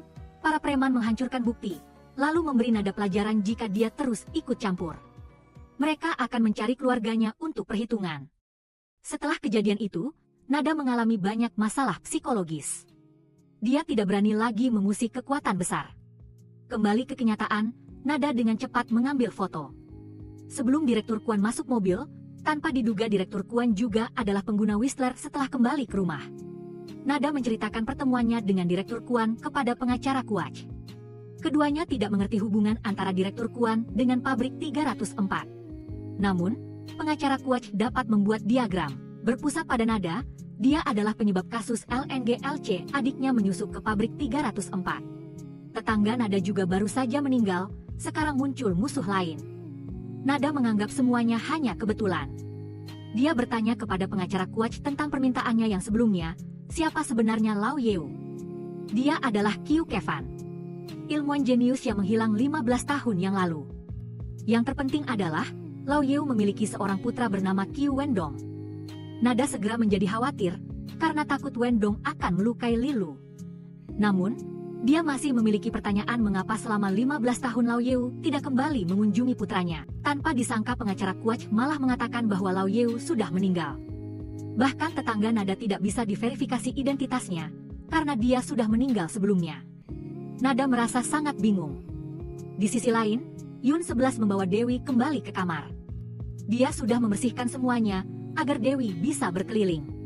Tanpa sengaja dia melihat foto masa kecil Lilu dan Yun 11. Dalam hatinya langsung muncul rasa cemburu. Dewi mencari cara untuk menjelek-jelekan Lilu di depan Yun 11. Sahabatmu tidak menyukaiku? Yun 11 menganggap Lilu bukan orang seperti itu. Tapi melihat Dewi menggunakan air mata, dia langsung luluh. Yun 11 berjanji akan mencari keadilan untuk Dewi. Dia memeluk Wen 11 dengan bahagia. Pagi harinya Nada dan Lilu pergi ke rumah sakit. Hari ini ibu akan menjalani operasi. Sambil menunggu, Nada mengingatkan Lilu beberapa hal. Jangan dekat-dekat dengan Wendong, dia bukan orang baik. Namun Lilu tergila-gila pada laki-laki. Jika Nada tidak menjelaskan dengan jelas, Lilu pasti akan mempercayai Wendong karena mereka berdua sudah berjanji akan pergi bersama sampai langkah terakhir. Nada tidak ingin menyembunyikan Lilu. Dia mengungkapkan seluruh kebenaran tentang Whistler. Ayah Wendong lah yang menciptakannya. Apakah dia akan melawan ayahnya sendiri? Lilu langsung menjadi bingung. Hari ini dia ada janji dengan Wendong jam 12. Mereka berdua akan terus menyelidiki Whistler. Namun sekarang hati Lilu sedang sangat kacau. Dia memutuskan untuk kembali ke asrama untuk beristirahat. Di sisi lain Wendong masih menunggu Lilu. Waktu berlalu sangat lama.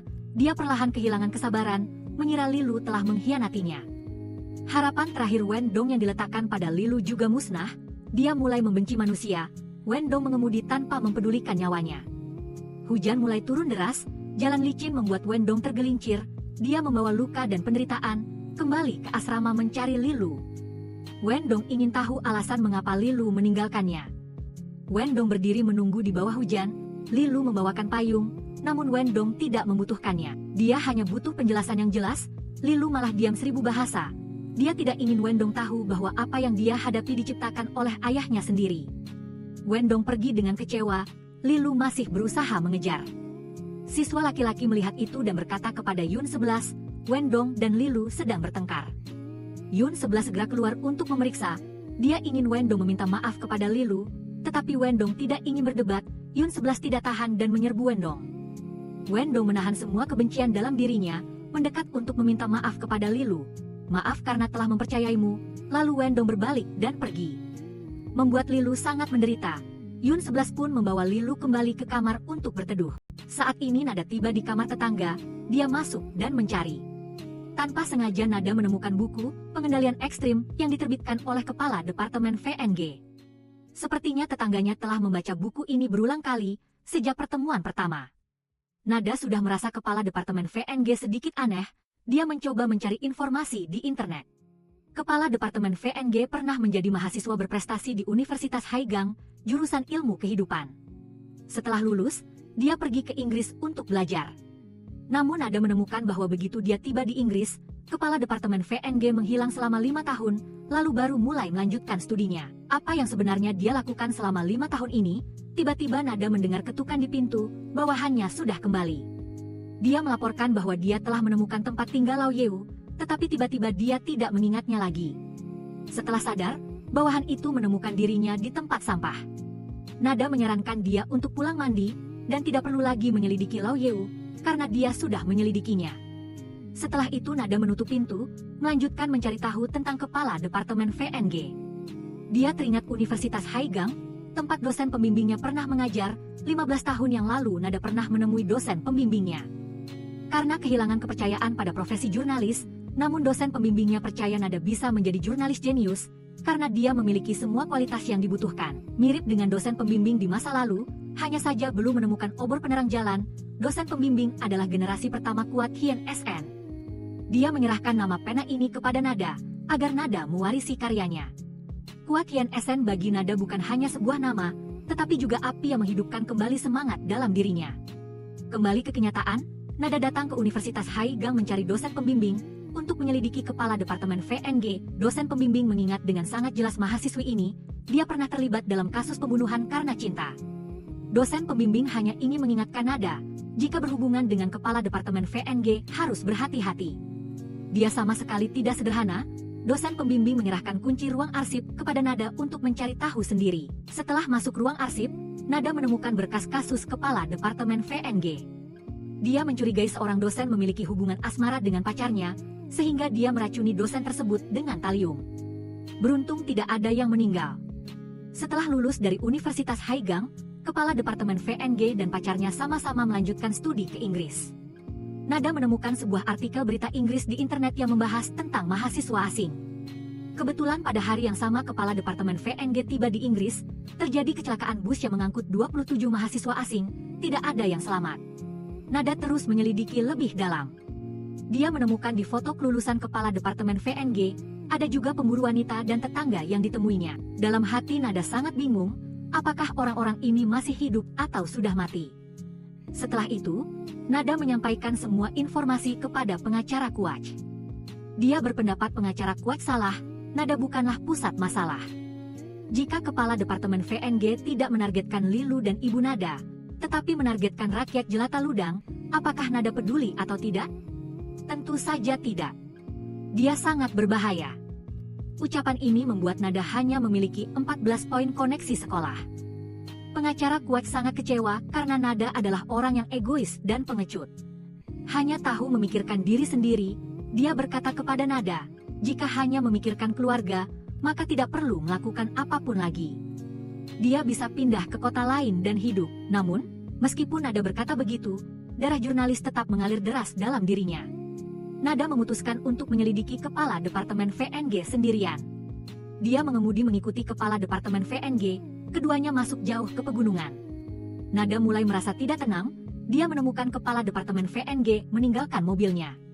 Di sini juga tidak ada sinyal, Nada terpaksa menunggu di dalam mobil. Beberapa saat kemudian kepala departemen VNG kembali bersama pemburu wanita, dia masuk mobil dan melanjutkan perjalanan. Nada terus mengikuti. Di sisi lain pengacara Quach mencari Wendong. Nada tidak bisa menjadi kupu-kupu kunci, hal itu sangat mengecewakannya. Pengacara Quach melihat Wendong adalah orang yang berani dan loyal. Sejak dia mengambil alih semua tanggung jawab, apalagi dalam insiden penyusupan ke pabrik 304.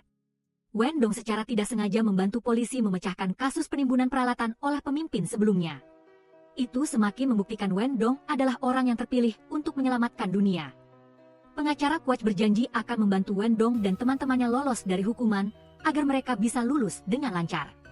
Wendong tidak butuh, juga tidak ingin membantu orang-orang itu. Mereka sama sekali tidak pantas, itu adalah harga yang harus dibayar untuk keegoisan dan kepengecutan.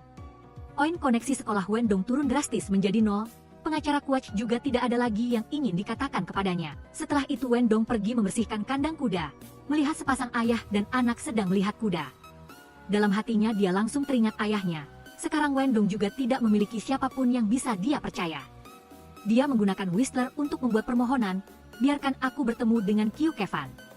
Whistler meminta Wendong untuk pergi ke atap Times Square, Wendong segera berangkat. Saat ini Nada masih mengikuti kepala departemen VNG dengan ketat, tanpa diduga dia juga datang ke Times Square. Kepala departemen VNG naik lift ke lantai 47, Nada juga ikut naik. Sayangnya Nada kehilangan jejak kepala departemen VNG, tetapi dia tanpa sengaja bertemu Wendong. Nada beralih mengikuti Wendong, dia datang ke sini untuk bertemu ayahnya. Namun yang muncul adalah kepala departemen VNG, Wendong sangat terkejut. Dia ingin tahu hubungan kepala departemen VNG dengan Whistler, kepala departemen VNG berjanji akan menjelaskan perlahan kepada Wendong. Nada segera merekam percakapan, kepala departemen VNG mengaku sebagai pemberi makan, berdasarkan prinsip latihan anjing ilmuwan Elliot yang juga pendiri asosiasi Whistler. Dia berpendapat, inti dari pemberian makan terletak pada waktu dan kuantitas. Asosiasi Whistler menggunakan cara yang sama untuk melatih manusia, hanya orang-orang dengan otak cemerlang. Hanya mereka yang menjadi pemberi makan, koneksi sekolah pribadi orang-orang ini akan jauh lebih kuat daripada orang biasa. Mereka membentuk aliansi akademik tertutup. Terkemuka di semua bidang sains dunia, aplikasi Whistler hanyalah salah satu dari jutaan teknik yang diciptakan oleh asosiasi.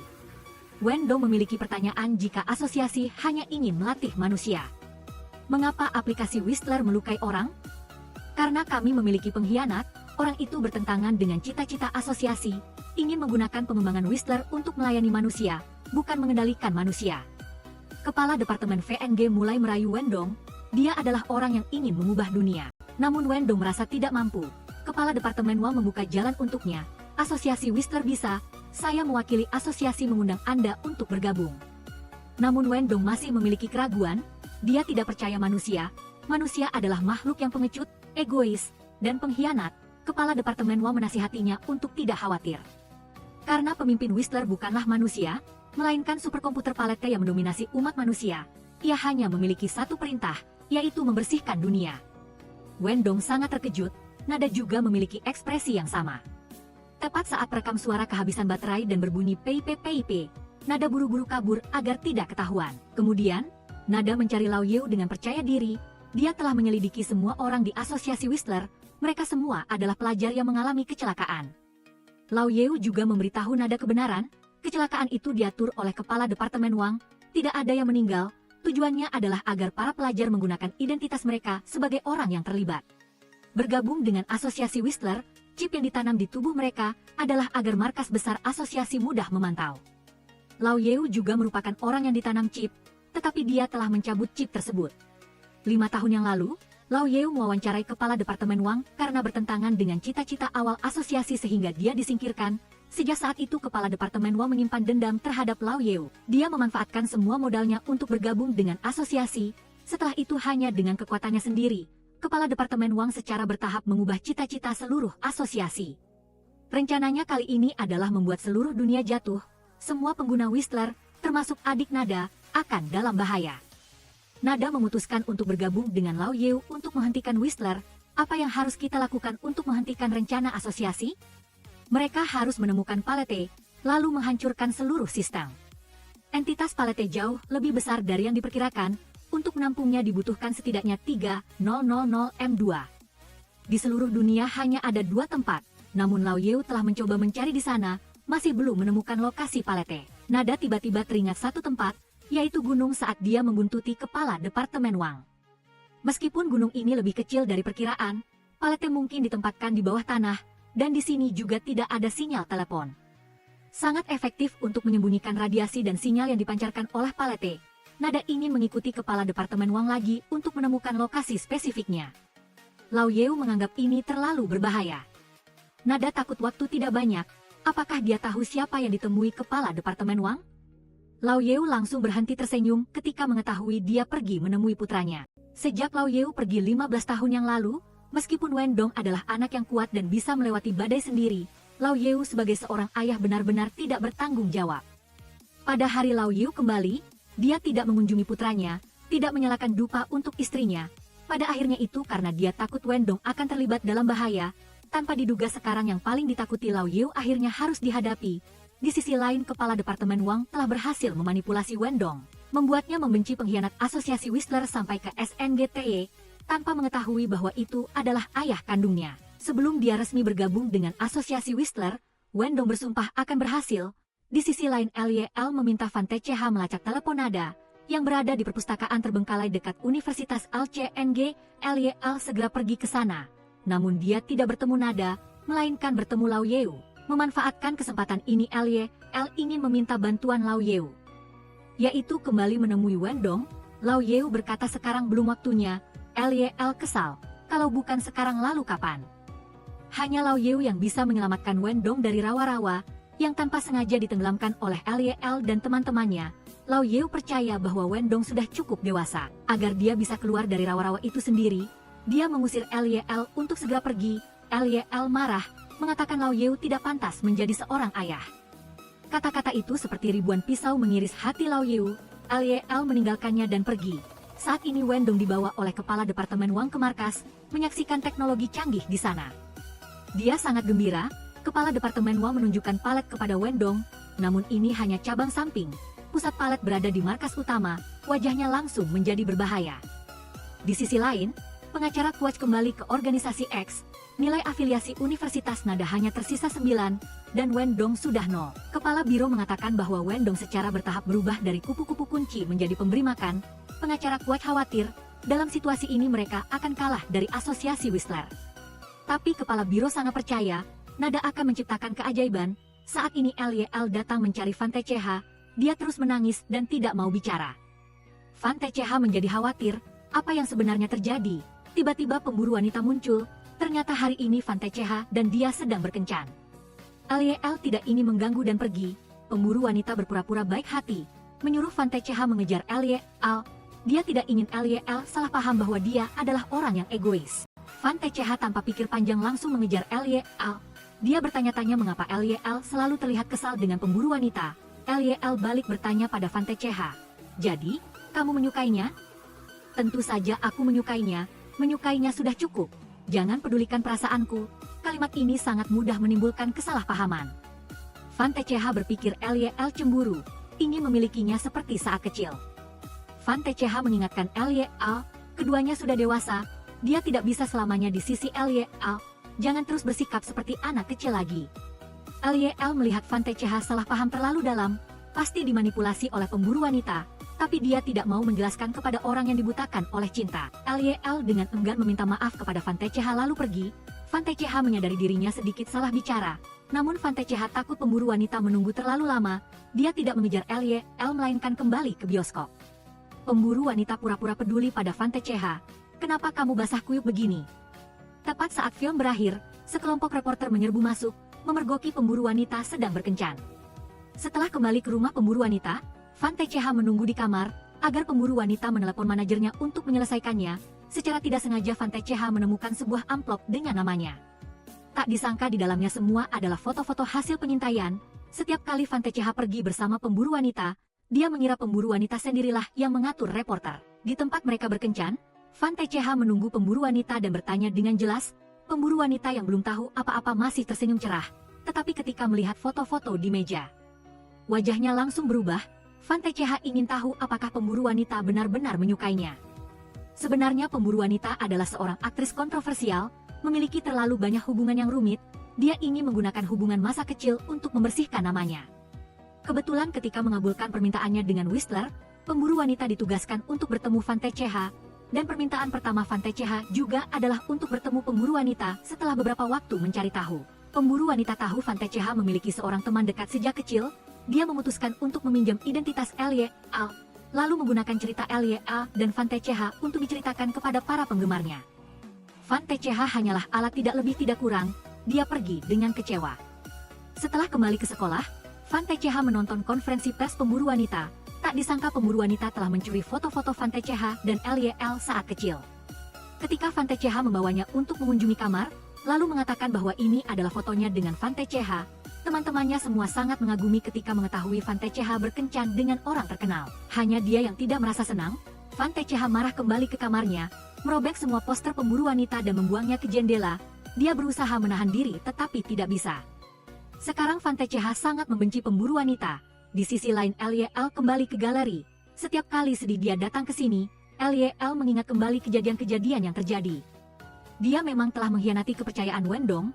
Tiba-tiba Nada membuka pintu dan masuk. Dia memberikan Lyl tiket pesawat, mengatakan bahwa ini adalah hadiah yang mereka dapatkan. Nada mencoba meyakinkan Lyl untuk bepergian ke luar negeri sebentar.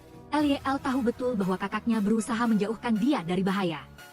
Namun agar tidak mengecewakan Nada, Lyl memutuskan untuk setuju. Sebelum pergi Lyl punya satu pertanyaan.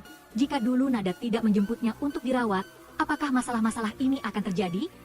Nada menyemangati Lyl, meskipun tidak ada dia, akan ada orang yang menyayangi Lyl, karena dia adalah anak yang manis.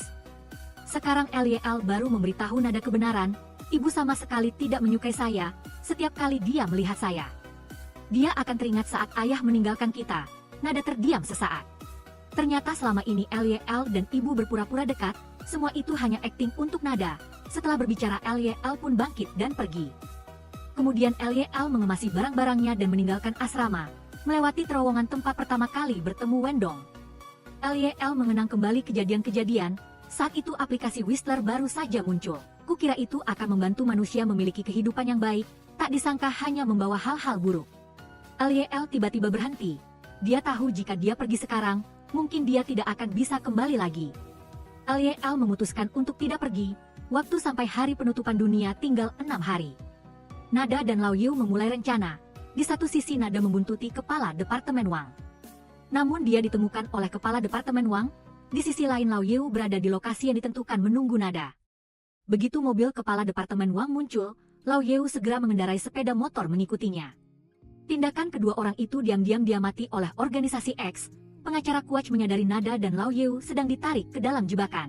Dua orang itu harus berpisah. Lao Yeu mengalihkan perhatian para pengendali agar Nada mengejar kepala Departemen Wang. Kemudian Nada tiba di arena pacuan kuda, menemukan kepala Departemen Wang telah meninggalkan mobilnya. Dia menelepon Lao Yeu, tetapi Lao Yeu tidak mengangkatnya. Nada terpaksa masuk ke kandang kuda untuk mencari. Dia dikepung oleh kepala Departemen Wang dan para pengendali. Rencana ini membuat Nada mencurigainya. Pertama-tama adalah menaruh buku yang dia terbitkan di kamar tetangga Nada, lalu memancing Nada ke gunung ini. Semua itu demi menangkap Lao Yeu. Tiba-tiba Nada menerima telepon. Kepala Departemen Wang segera merebutnya. Dia dengan gembira membuat janji untuk bertemu Lao Yeu. Lalu kepala Departemen Wang menodongkan pistol ke kepala Nada. Dia mengucapkan selamat tinggal. Sinyal Nada di markas organisasi X juga menghilang. Pengacara kuat sangat khawatir. Di sisi lain Lao Yeu sendirian. Namun dia mengusir para pengendali seperti mengusir ayam. Mereka saling menabrak dengan kacau. Lao Yeu mengangkat roda depan dan terbang melewati pematas jalan untuk melarikan diri. Pemburu wanita memerintahkan untuk mengejar. Lao Yeu mengendarai mobilnya ke jalan setapak. Para pengendali harus meninggalkan mobil mereka dan berlari.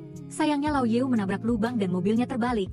Lao Yeu didorong oleh para pengendali hingga ke tebing. Dia meninggalkan pesan untuk Nada lalu membuang teleponnya.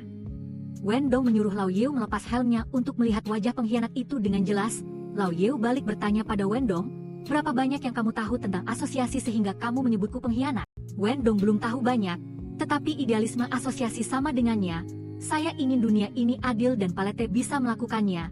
Lao Yeu merasa konyol. Manusia harus mengandalkan mesin untuk menyeimbangkan hidup. Wendong tetap tidak mendengarkan. Hidupnya bebas, dia yang memutuskan. Lao Yeu dengan kecewa melepas helmnya. Putra yang dia harapkan berubah menjadi seperti ini. Wendong terdiam sesaat, tak disangka pengkhianat yang ingin dia bunuh justru adalah ayah kandungnya. Lao Yeu melihat Wendong seperti dirinya saat muda. Keras kepala, selalu mengikuti idealisme. Tetapi dia tidak tahu membedakan mana yang benar dan salah. Setidaknya Lao Yeu masih tahu mengakui kesalahan dan membutuhkan 15 tahun untuk memperbaikinya. Wendong dengan marah menanyai Lao Yeu, lalu kesalahan yang ayah perbuat pada ibu, siapa yang akan menggantinya? Karena orang-orang egois dan tidak tahu berterima kasih, yang membuat ibu terpojok, karena ayah yang tidak bertanggung jawab sehingga ibu tidak bisa tenang menutup mata di hari-hari terakhirnya. Apakah ayah sudah datang menyalakan dupa untuknya? Wendong membenci orang-orang itu, membenci Lao Yeu juga, ingin semua dikubur bersama ibunya. Dia mendorong ayahnya ke tebing. Lao Yeu sangat menyesal. Tepat saat ini kepala Departemen Wang muncul.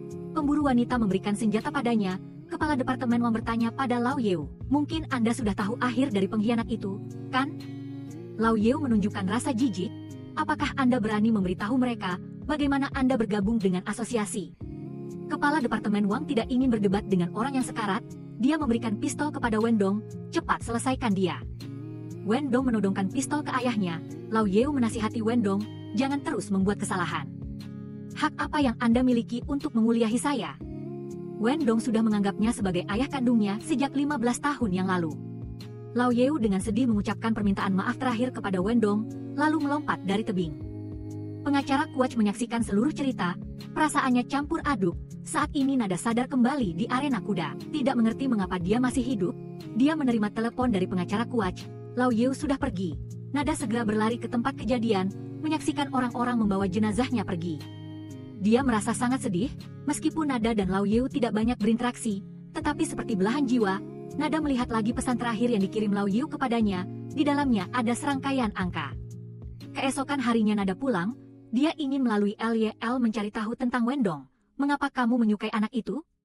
Lyl menceritakan kembali cerita masa kecilnya. Dia diselamatkan oleh Wendong dari kuda, tetapi itu hanya perlu ucapan terima kasih. Mengapa harus selalu bersama anak itu? Lyl akhirnya memberitahu Nada kebenarannya. Mengenai dirinya dan Wendong ingin bersama-sama menghentikan Whistler. Tiba-tiba Whistler menghilang dari telepon Lyl. Ternyata hanya perlu satu orang yang tidak menggunakannya. Mengetahui keberadaan Whistler, aplikasi bisa dihapus. Tetapi karena keserakahan manusia tidak melakukan itu, Nada berpikir bahwa selama Lyl tidak menggunakan Whistler, semuanya akan baik-baik saja. Namun tujuan Lyl membicarakan ini dengan Nada bukan untuk menjadi orang luar, teman-teman Lyl masih menggunakannya. Artinya mereka masih dalam bahaya. Lyl ingin semuanya kembali. Bahkan sebelum Whistler muncul, Nada dengan marah mengatakan kepada adiknya, jangan ikut campur dalam masalah ini. Namun Lyl tahu apa yang sedang dilakukan Nada dan Lao Yeu. Mengapa kakak boleh tapi saya tidak? Nada hanya takut adiknya kenapa-kenapa. Sekarang Whistler sudah dihapus. Dia bisa tenang sekarang. Saat ini Lyl mengakui kepada kakaknya, kejadian pada hari ibu sakit, bukan Lyl yang mengabaikannya. Tapi ibu tidak minum obat yang diberikan Lyl. Lyl tahu Nada salah paham bahwa dialah yang mengabaikan ibu, tetapi karena sayang pada adiknya. Jadi Nada tidak membongkar Lyl. Sejak itu mereka berdua sulit duduk bersama dan berbicara dari hati ke hati. Namun Lyl tidak menyalahkan Nada, melainkan lebih menyalahkan dirinya sendiri. Jika saat itu dia berani meminumkan obat kepada ibu. Seandainya dia berani meminumkan obat kepada ibunya, hubungan antara dia dan Nada tidak akan ada jarak. Lyl bisa berbicara dengan kakaknya lebih alami, memberitahu Nada tentang aplikasi Whistler lebih awal. Agar semuanya tidak berakhir seperti hari ini, Lyl tidak ingin terus menjadi pengecut, egois hanya memikirkan dirinya sendiri. Dia ingin berani menghadapi kesalahan dengan tantangan dalam hidup. Jika Whistler masih ada, Lyl percaya itu akan kembali. Dia ingin menghindarinya juga sulit. Nada akhirnya berkompromi dengan Lyl. Dia setuju untuk membiarkan Lyl berpartisipasi dalam menghentikan Whistler. Tapi semuanya harus mengikuti Nada. Lyl dengan senang hati setuju. Dia juga punya satu syarat, Nada harus mengganti ponselnya yang sudah usang. Keduanya dengan cepat mencapai kesepakatan. Di sisi lain Wendong ingin mengirim pesan kepada teman misteriusnya di internet, curhat tentang hal-hal yang baru saja terjadi, tetapi dia hanya menerima sebuah video. Di dalamnya adalah adegan kehidupan sehari-hari Wendong, disertai pesan dari Lao Yeu. Ternyata teman misterius itu adalah Lao Yeu, meskipun tidak berani bertemu putranya. Tapi dia tetap diam-diam mengamati Wendong dari jauh. Sekarang dia baru merasa menyesal. Kemudian kepala Departemen Wang datang menemui Wendong. Dia bertanya apakah Wendong sudah siap untuk menjadi pemberi makan. Dia bertanya-tanya jika dia bergabung dengan asosiasi Whistler, apakah dia bisa melihat Palette di markas pusat.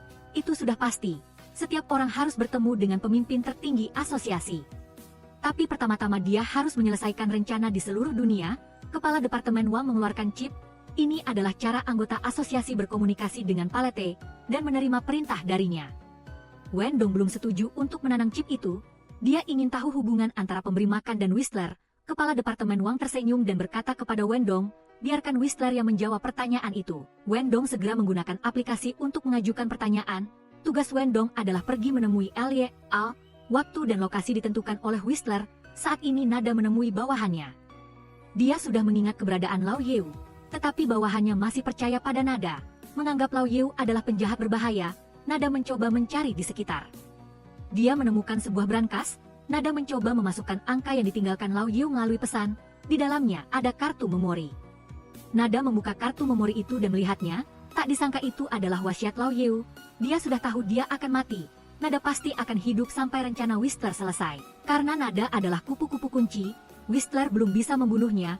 Ini juga alasan kepala Departemen Wang membiarkan Nada hidup. Dalam wasiatnya Lao Yeu memberitahu Nada rencana asosiasi Whistler, yaitu membuat seluruh dunia jatuh. Bagaimana caranya Lao Yeu tidak tahu. Dia hanya tahu Nada adalah mata rantai penting. Nada akan diberi aplikasi Whistler. Pada saat genting, selama dia mengabulkan permintaan itu, asosiasi Whistler akan berhasil. Jadi sama sekali tidak boleh digunakan jika Nada ingin menyelamatkan rakyat pada umumnya. Dan keluarganya pada khususnya, harus menemukan dan menghancurkan Palette. Masa Lao Yeu pun berakhir di sini. Nada mengangkat gelas menanggapi Lao Yeu. Dia pasti tidak akan mengecewakan harapannya. Setelah itu Nada berbalik meminta bawahan untuk merahasiakan semua yang baru saja dia dengar.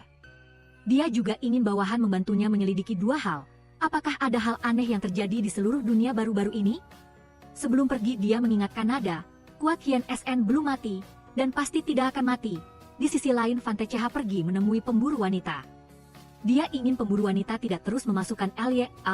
Pemburu wanita langsung setuju. Dia juga ingin Fante CH merahasiakan semuanya. Dia tidak ragu untuk berkompromi. Mulai sekarang kita juga tidak perlu bertemu lagi. Pemburu wanita ingin bertanya pada Fante CH. Apakah ada yang ingin kamu katakan? Namun Fante CH dengan tegas pergi. Pemburu wanita sangat sedih. Karena dia entah kapan sudah menyukai Fante CH. Setelah kembali ke sekolah, Fante CH menelepon mencari Lyl. Dia sudah menyelesaikan semuanya. Dia juga berjanji tidak akan menggunakan Whistler lagi. Lyl tidak menjawab dan menutup telepon. Karena dia sedang pergi menemui Wendong, keduanya mengenang masa lalu. Wendong mengira bahwa hari itu Lyl tidak datang menemuinya adalah takdir. Karena idealisme mereka tidak sama. Sekarang Wendong sudah mendapatkan apa yang dia inginkan. Dia harus berterima kasih kepada Lyl. Bagaimanapun, Semua kejadian sebelumnya, Lyl menganggapnya sebagai kenangan.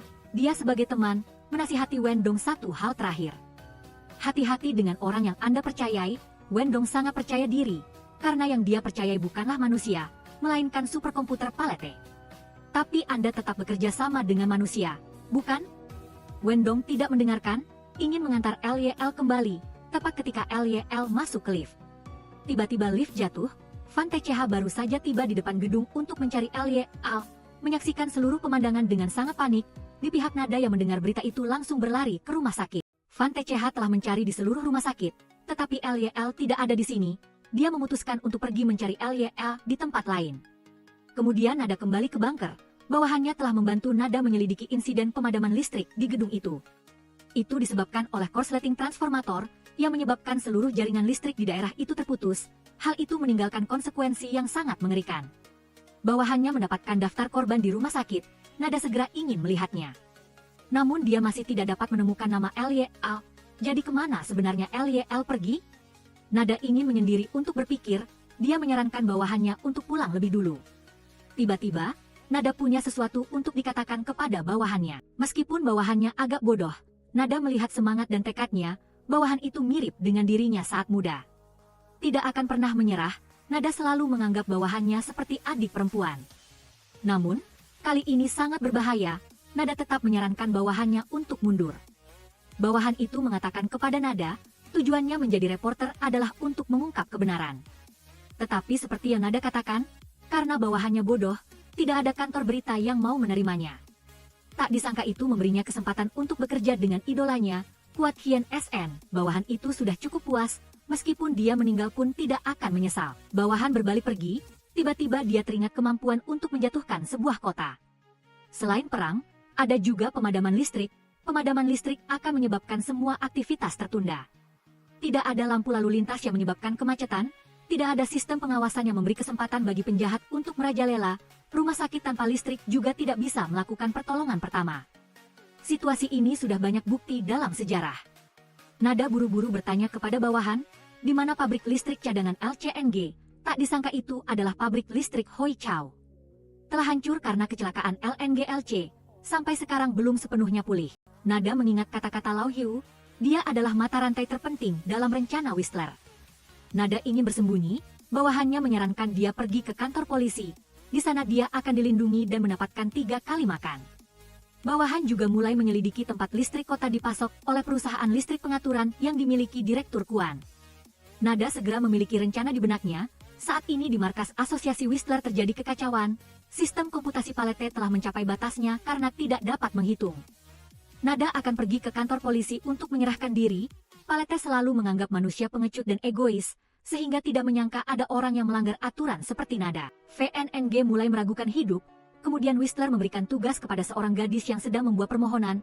Aplikasi itu memintanya turun dari mobil di jembatan. Gadis itu berbicara kepada pengemudi, tetapi dia tidak setuju.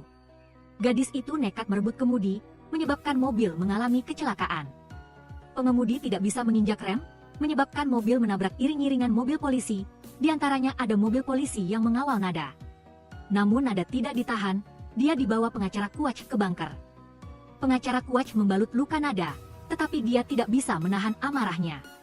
Nada melakukan ini terlalu berisiko. Tidak disangka Nada menggunakan taktiknya sendiri, berpura-pura ditahan dengan cara yang sama seperti asosiasi Whistler. Untuk lolos dari pengawasan mereka, sekarang pengacara Kuach menunjukkan kepada Nada kamera keamanan di depan lift. Lyl sama sekali tidak melewati lift sebelum kecelakaan terjadi. Melainkan dia diculik oleh asosiasi Whistler. Akhirnya pengacara Kuach memberitahu Nada kabar baik. Karena insiden jatuhnya lift, Direktur Kuan diseret ke hadapan publik. Putranya adalah pengawas pembangunan lift. Kedua ayah dan anak itu telah bersekongkol untuk korupsi dan menggunakan bahan berkualitas rendah, dengan jumlah korban yang sangat besar akibat kecelakaan itu. Kedua ayah dan anak Direktur Kuan setidaknya harus mendekam di penjara selama 20 tahun. Saat ini perusahaan listrik pengaturan milik Direktur Kuan telah dialihkan kepada pemilik baru yaitu Hiem Chin. Nada mengenali Hiem Chin. 15 tahun yang lalu, dia dan Hiem Chin pernah bekerja sama untuk mengungkap rahasia jahat Direktur Kuan, namun Nada diancam oleh anak buah Direktur Kuan yang memengaruhi keluarganya. Jadi dia memberitahu Hiem Chin bahwa dia akan mundur dari kasus itu. Hiem Chin dengan marah membuang semua dokumen investigasi, tetapi dia tidak menyalahkan Nada. Karena dalam situasi seperti itu, siapapun akan memilih seperti Nada. Niang Chin memutuskan untuk kembali ke perusahaan listrik pengaturan untuk bersembunyi, menunggu suatu hari untuk mengungkapkan kebenaran Direktur Kuan. Dan sekarang dia benar-benar telah melakukannya. Nada ingin menemukan Niang Chin untuk memperingatkan, Asosiasi Whistler akan segera menggerakkan tangan mereka ke perusahaan listrik pengaturan. Pengacara Quach menyarankan Nada untuk mendengarkannya sekali saja. Dia sudah punya rencana konkret, kemudian pengacara Quach membawa Nada ke organisasi X. Dia memperkenalkan organisasi X dan apa yang mereka lakukan. Semua itu untuk mencegah rencana Asosiasi Whistler. Pengacara Quach berpendapat bahwa rencana Asosiasi Whistler tidak hanya berhenti pada pemadaman listrik kota. Karena tujuan akhir Palete adalah mengendalikan manusia, pasti ada bagian kedua yang lebih mengerikan dari rencana itu. Satu-satunya cara untuk menghentikan Palete adalah dengan menghancurkannya sepenuhnya. Ini juga alasan pengacara Quach membawa Nada ke organisasi X. Dia adalah salah satu dari dua sayap kupu-kupu kunci yang dapat menentukan kemenangan atau kekalahan dalam perang ini. Salah satu sayap kupu-kupu kunci, VNNG, telah bergabung dengan Asosiasi Whistler.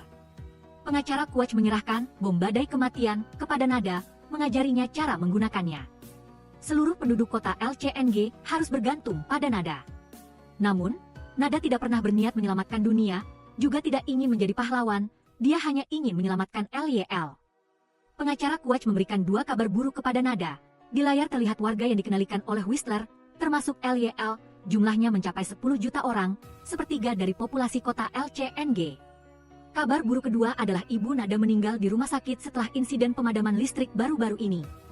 Pengacara Quach bertanya lagi kepada Nada, apakah sekarang dia masih bisa berdiam diri saja? Seluruh keluarga Nada hancur oleh Asosiasi Whistler, membuat Nada sangat marah.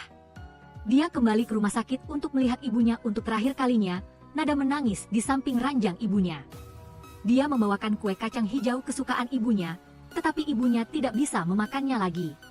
Nada bertekad membalaskan dendam ibunya, kemudian Nada kembali ke organisasi X, bukan sebagai Nada, tetapi dengan nama kuat Hien SN. Seorang jurnalis siber yang selalu membela keadilan, Nada akan melaksanakan rencana pengacara Quach untuk menyelamatkan warga kota LCNG, karena di antara mereka, ada pembaca yang selalu percaya pada kuat Hien SN. Pengacara Quach dengan gembira memeluk Nada, dia takut tidak akan ada kesempatan lagi. Nada berjanji pada pengacara Quach akan kembali dengan selamat. Saat ini LYL dikurung di markas Asosiasi Whistler. VNNG datang menemui LYL, dia seolah berubah menjadi orang lain. Sekarang idealisme VNNG adalah Palete. Dia ingin bersama Palete mengubah dunia, lalu naik ke puncak piramida, mengendalikan seluruh umat manusia yang serakah mudah dikuasai oleh keinginan. Sebaliknya Palete dapat menghitung dengan cermat setiap hal yang dilakukannya, dari hal kecil seperti membunuh semut, hingga hal besar seperti kudeta yang memicu perang. VNNG merasa kasihan pada LYL. Karena dia telah memilih peradaban yang salah, LYL tidak akan hidup untuk melihat dunia baru.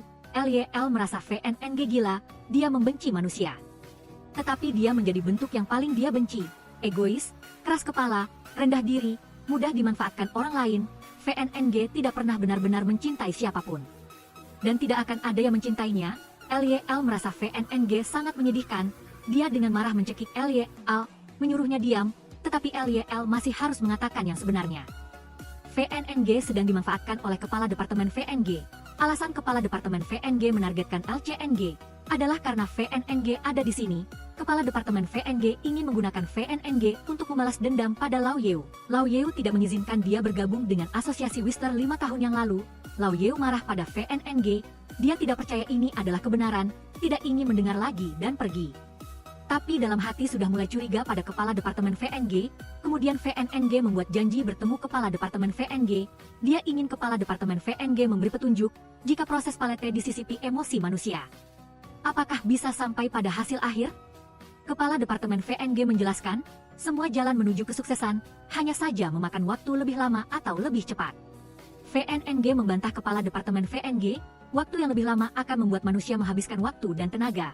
Pada akhirnya apa yang ingin dia katakan? VNNG mengungkap Kepala Departemen VNG. Kala itu dia membiarkan emosi pribadi ikut campur, untuk membalas dendam pada Lao Yeu. Dia memengaruhi kemajuan Palete. Kepala Departemen VNG tidak mau membunuh Lao Yeu. Dia ingin Lao Yeu ditangani oleh putranya sendiri, agar dia menderita sebelum meninggal.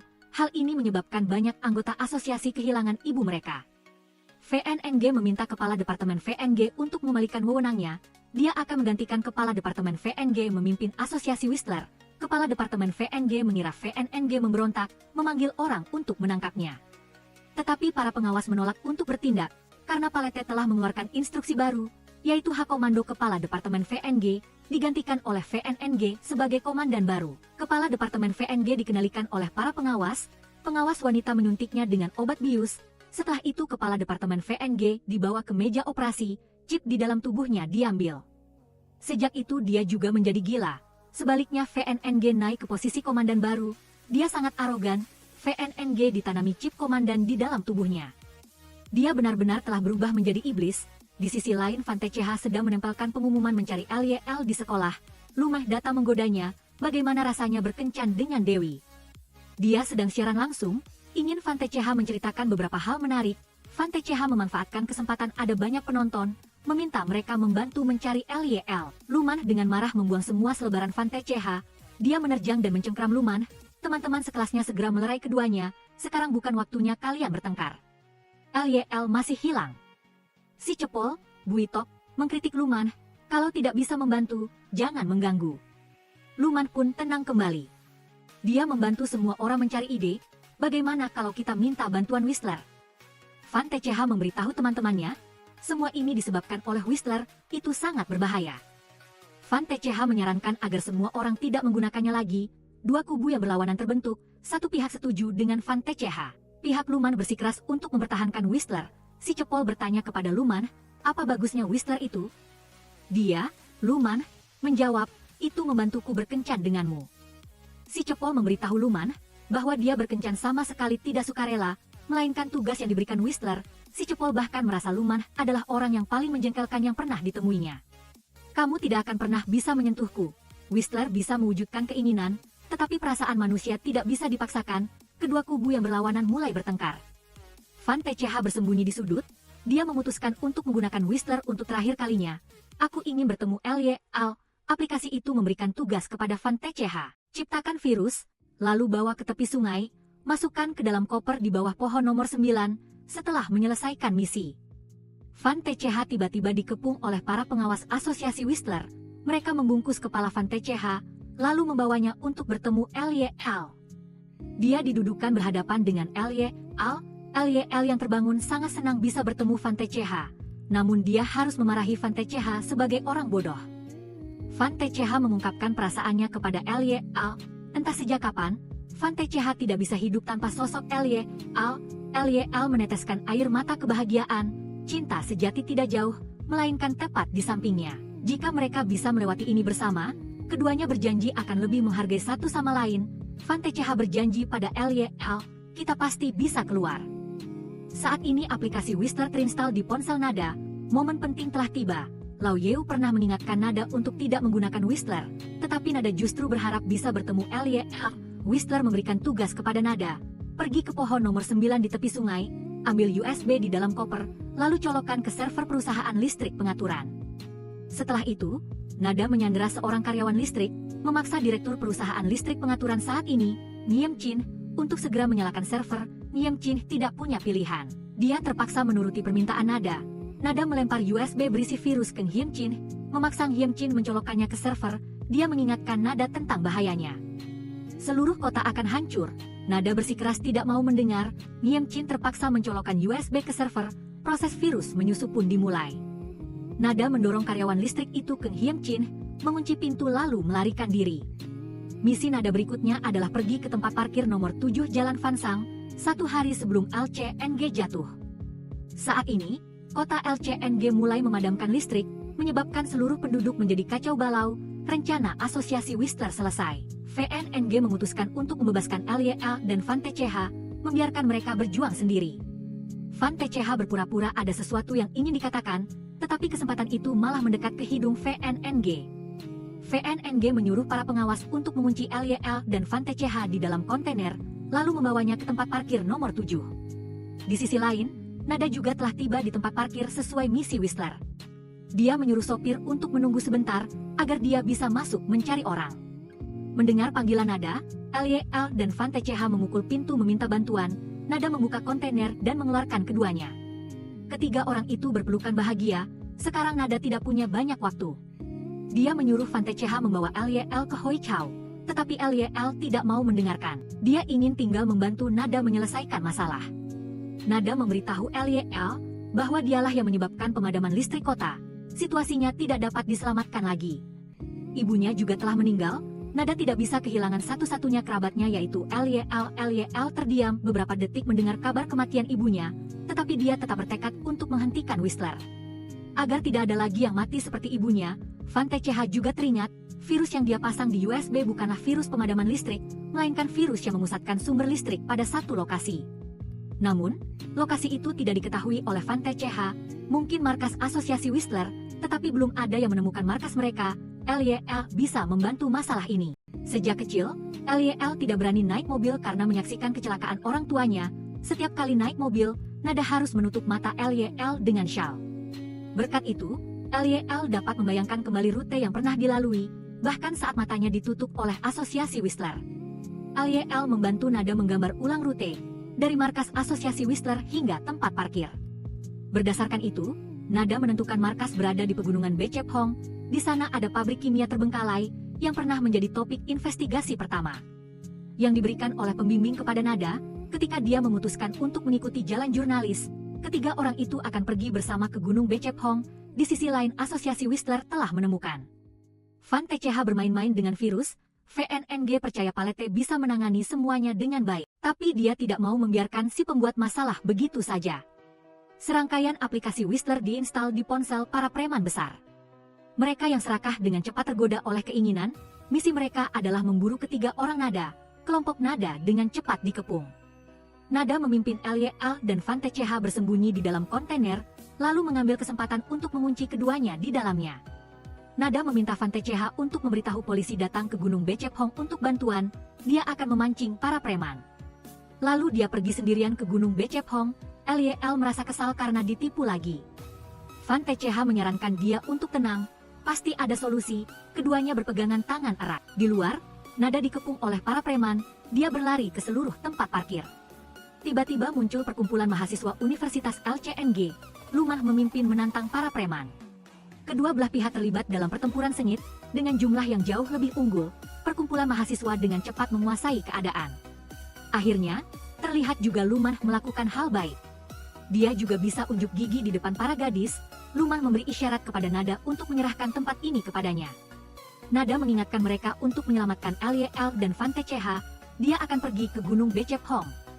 Setelah itu, Nada kembali ke taksi, tidak disangka mobil itu sudah dirusak oleh para preman.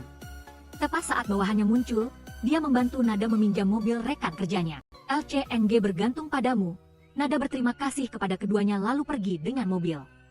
Di sisi lain, organisasi X menemukan virus yang dipasang di server perusahaan listrik pengaturan.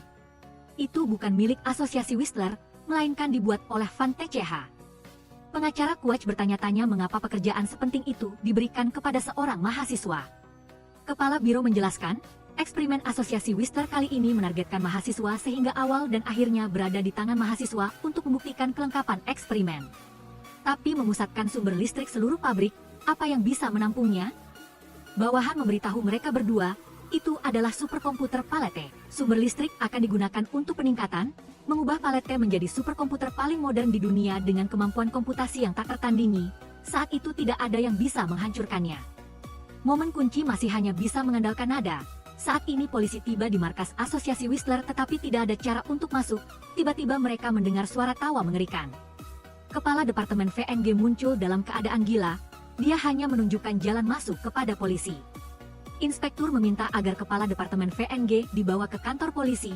Setelah itu polisi terus menggeledah tempat itu. Para pengawas menerima perintah untuk menghentikan polisi. Kedua belah pihak terlibat dalam baku tembak yang sengit. Inspektur terisolasi di ruang laser. Untungnya dia berhasil menghindar. Pemburu wanita tiba-tiba menyerang dari langit-langit. Keduanya berpelukan dan bergumul. Inspektur hampir bisa memborgol tangan pemburu wanita. Sayangnya dia digigit dan pisau diletakkan di lehernya. Inspektur dengan cepat mengayunkan kaki, merebut pistol dan mengirim pemburu wanita pergi. Pada saat yang sama Nada tiba di Gunung Becep Hong, dia memanjat gerbang masuk ke dalam pabrik kimia. Di sini ada sisa metana yang sangat besar, berbahaya bagi penduduk LCNG. Dulu, Karena Kuat Hien SN mengungkapkannya, pabrik kimia harus ditutup untuk menangani polusi.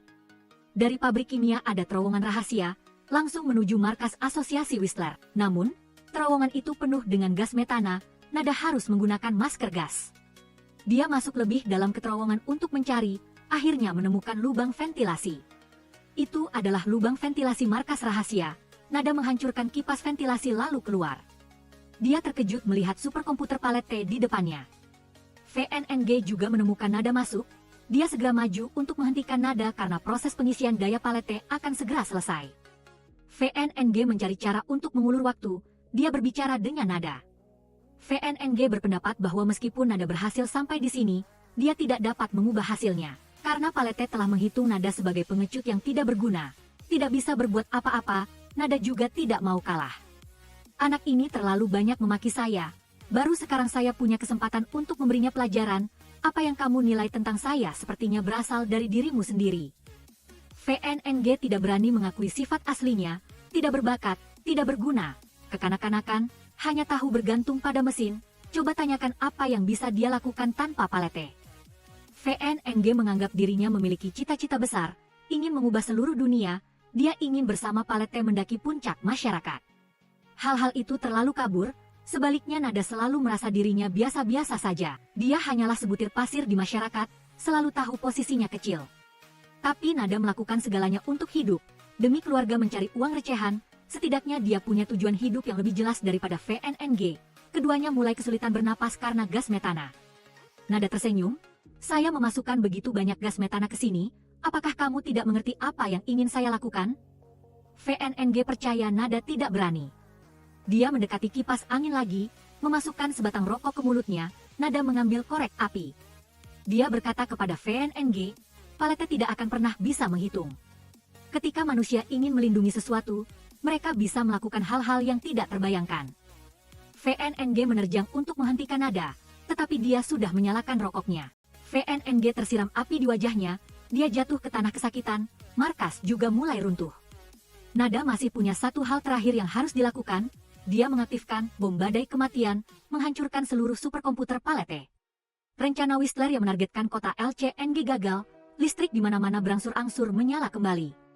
Semua orang sangat gembira, organisasi X bersama-sama merayakan. Namun, hanya pengacara Quatch yang tidak senang, kepala biro menyemangatinya bahwa dia telah mengirim orang untuk mencari Nada. Orang baik seperti Nada pasti masih hidup. Beberapa waktu kemudian, kota LCNG berangsur-angsur pulih ke keadaan semula sejak aplikasi Whistler menghilang. Mahasiswa Universitas LCNG memiliki banyak kesempatan untuk menjalin ikatan satu sama lain. Van TCH dan LYA juga mulai berkencan, bawahan menggantikan Nada mengelola akun Kuat Hien SN. Sedangkan Nada sekarang berada di posisi baru. Dia adalah anggota organisasi X, sedang bertugas di luar negeri. Ada banyak kasus yang perlu diselesaikan, namun tidak ada yang menemukan VNNG. Di markas besar asosiasi Whistler, seorang pemuda berwajah bekas luka sedang berdiri di depan superkomputer Palette yang lain, bekas luka di tubuhnya. Itu disebabkan oleh kegagalan di LCNG, VNNG bertekad ingin membalas dendam. Dia bersama Palette merencanakan rencana baru, bernama aplikasi Whistler Global. Apa yang akan terjadi? Silakan nantikan bagian selanjutnya. Bagian ini berakhir di sini. Terima kasih sudah mengikuti seluruh film. Sampai jumpa di klip berikutnya di saluran ini.